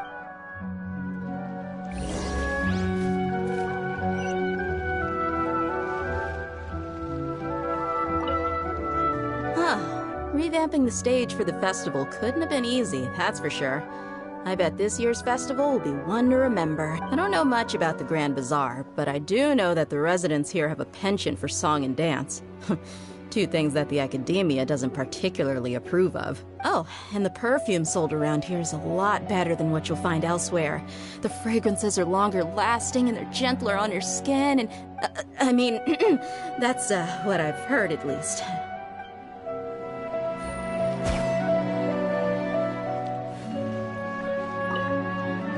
Things are really shaping up, and there's a buzz around the festival this year. We're expecting people from all over to come by this year and buy things during the festivities. Don't be fooled into thinking that Sumeru City has the best of everything. Some festival snacks are only offered here in the Grand Bazaar. And when it comes to musicians, dancers, or singers, the Grand Bazaar's got the best of the best. Sure, those folks at the academia might not like it, but what's a festival without song and dance?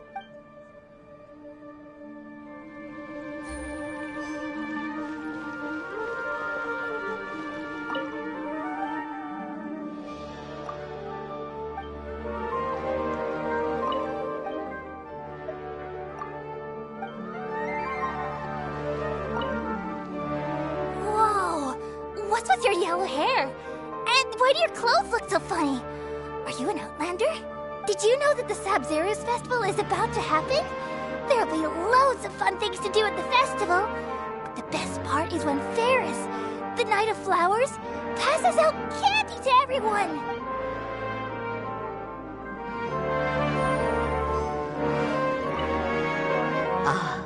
Dancing at the Sabzeruz festival.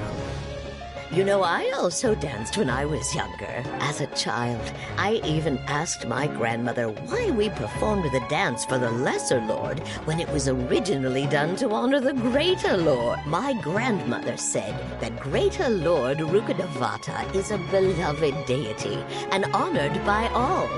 And Lesser Lord Kusanali is too. If the goddess of flowers ever knew Lesser Lord Kusanali, then she would certainly have wished to be her friend and hold celebrations for her too. The Sabzeruz festival has been losing its appeal over the years. That is, until a wealthy benefactor stepped in this year and brought the festival back to life. I heard she forked out a lot of mora to make it all happen.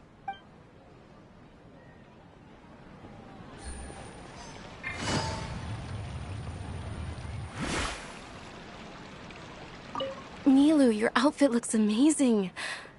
There's also something different about you from when we first met up. I thought I'd add a little extra pizzazz to my dress for the festival. See? Wow, did you sew all that yourself? Uh-huh. Sewing is a fundamental skill for everyone in the theater company because we make all our own costumes. Did you know that Mr. Zubair not only can make costumes, but props too? I've noticed that you can't keep your eyes off this crown. Would you like to try it on? May I? Of course. The legends say that the goddess of flowers had beautiful horns on her head, so this crown was made to reflect that. Dunyarzad, you look absolutely stunning with it on. It's like I'm looking at the goddess of flowers herself.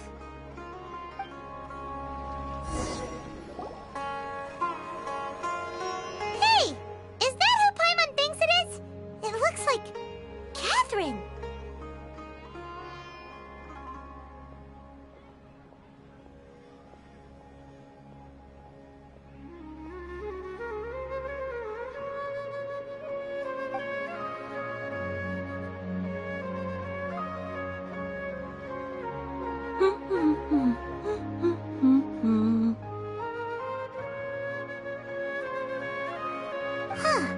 Come to think of it, Paimon's only ever seen her behind the counter at the Adventurers Guild.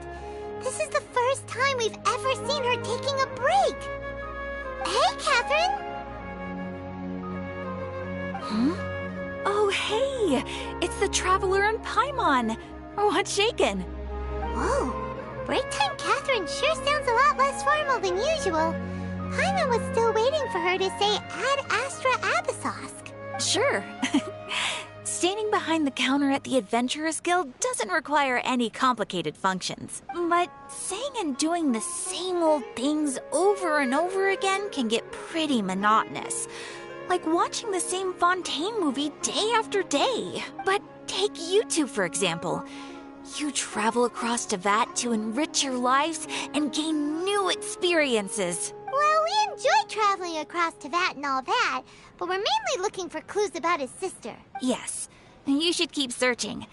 Sometimes the answers we're looking for aren't necessarily at our intended destination. Instead, they're found along the way. Huh. Haven't we heard someone say something pretty similar recently? Anyways, what brings you out here, Catherine? No, not particularly. I guess you could say that I'm loving the recent atmosphere here. If festivals bring happiness to everyone, then that's where their true value lies. Oh, it looks like it's about time for me to be heading back now. Alright, we'll see you next time at the Adventurers Guild. Oh, by the way, thanks for connecting us with the Eremites. We've already made some great friends in Sumeru City thanks to you. I'm sure you two will get along well with the people here. You've already been blessed by the element of Dendro after all. See you around.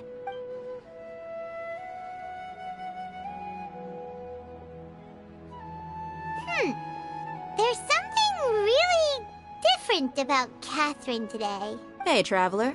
Paimon. Oh, hey, Dia. What's going on? I've got something to tell ya.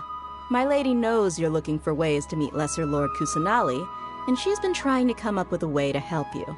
Well, I have an idea that might help. Are you serious?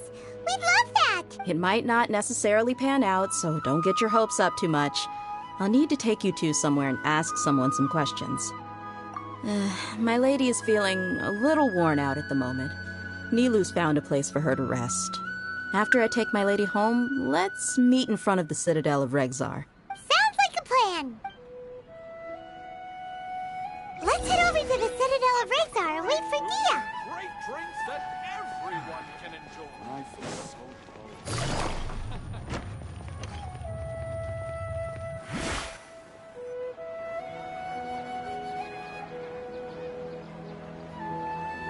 Sorry, I'm late.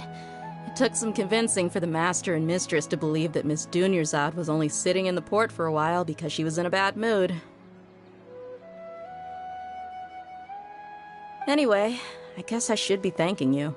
I haven't seen Miss Dunyarzad that happy in a long time. If it wasn't for you two, she probably would have been caught and dragged back much earlier. You sure sound a whole lot nicer than when we first met, Dia. Who would have thought you had such a soft spot for Dunyarzad? It's called being a professional. I'm a bodyguard, and I work for whoever's paying. Look, Dia's blushing. Listen, you two. I don't expect to be working for Miss Dunyarzad very long, but I hope to finish things on a positive note if possible. Let's cut the chit-chat and head into the Citadel. We'll see if the person I know has a way for you two to meet with the Lesser Lord.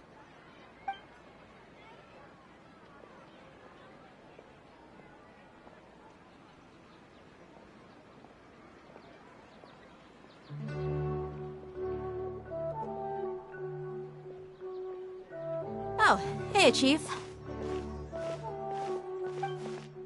Ha, Dia! What are you doing here?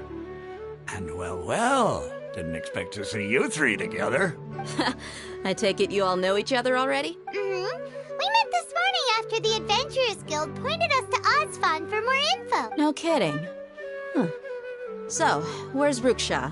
I thought I'd help these two out by asking about the theft. Anything you can tell him? Brookshaw's gone over to the Academia. The Grand Sage recently ordered Sumeru City to begin bolstering its defenses, so people from all over have been called back to the city.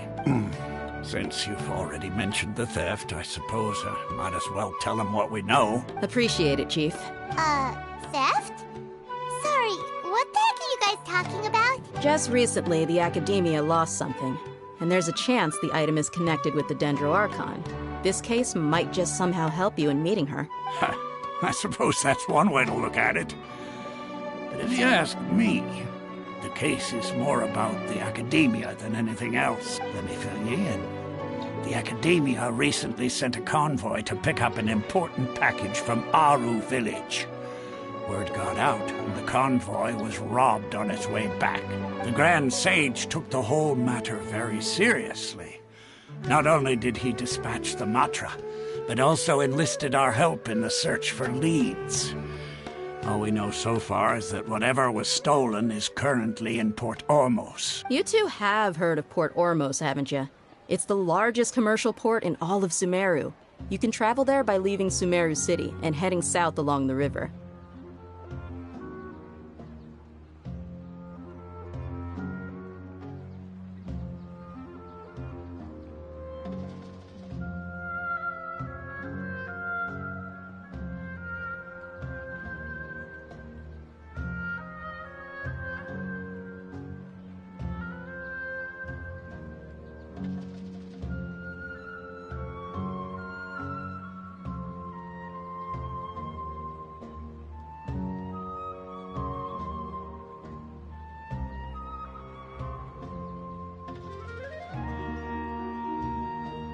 The Academia's grip isn't long enough to reach all the way to Port Ormos, so the city's a little more laid back, meaning the population's also a mixed bag.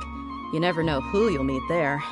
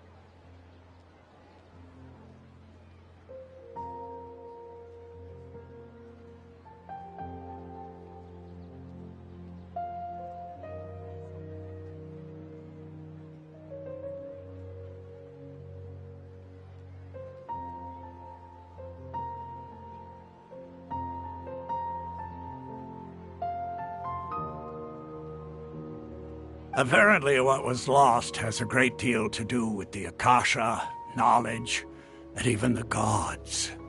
I'm afraid I don't have any other details for you, though. If you're interested, maybe you could head to Port Ormos and ask around yourselves. If you want my advice, try introducing yourselves as students of the Academia once you're there. Are you serious, Chief? All the Academia students are in Sumeru City, you know. Why should they pretend to be students in Port Ormos? If you're also interested, just go there and see what happens.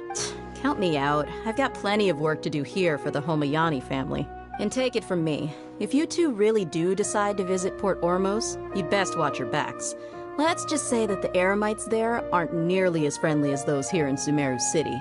There are even some extremists who go around shouting slogans like, "Retake Sumeru for King Deshret." Word is that more and more are joining their movement. They're becoming a real headache for Chief and the others. You bet they are. King Deshret's been dead for thousands of years. Now they start spreading rumors of his return. Ridiculous. Not everyone's like you, Chief. Even the desert natives who abandoned their homes in the wilderness still wish to have a god of their own. Well, Traveler, that's about all the information we have for you. Thanks, Dia! And you too, Lost Fund! Since we've gathered all we could for the moment in Sumeru City, let's head to Port Ormos and see what we can find next. Miss Dunyarzad is looking forward to seeing you both at the Sub-Zeru's festival, so be sure to get yourselves back here in time for that. Good. Then we'll see you both at the Sub-Zeru's festival.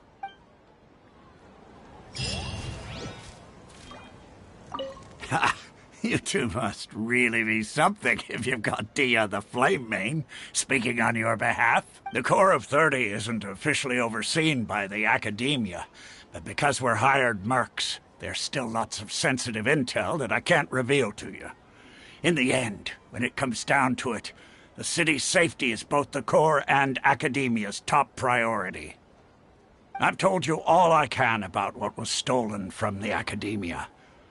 As for why you should pretend to be students in Port Ormos, I'll leave that for you to find out yourself.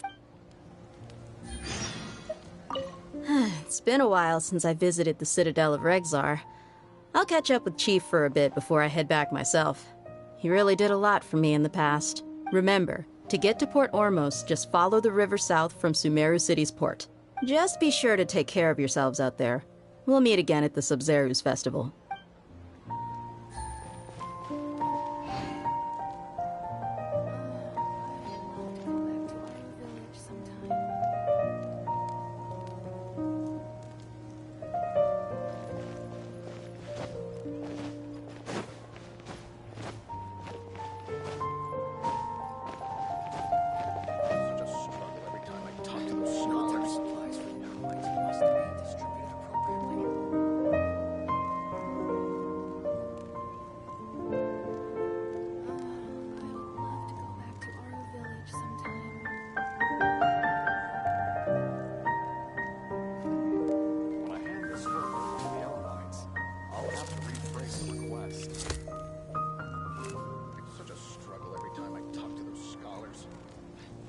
military supplies for the Eremites.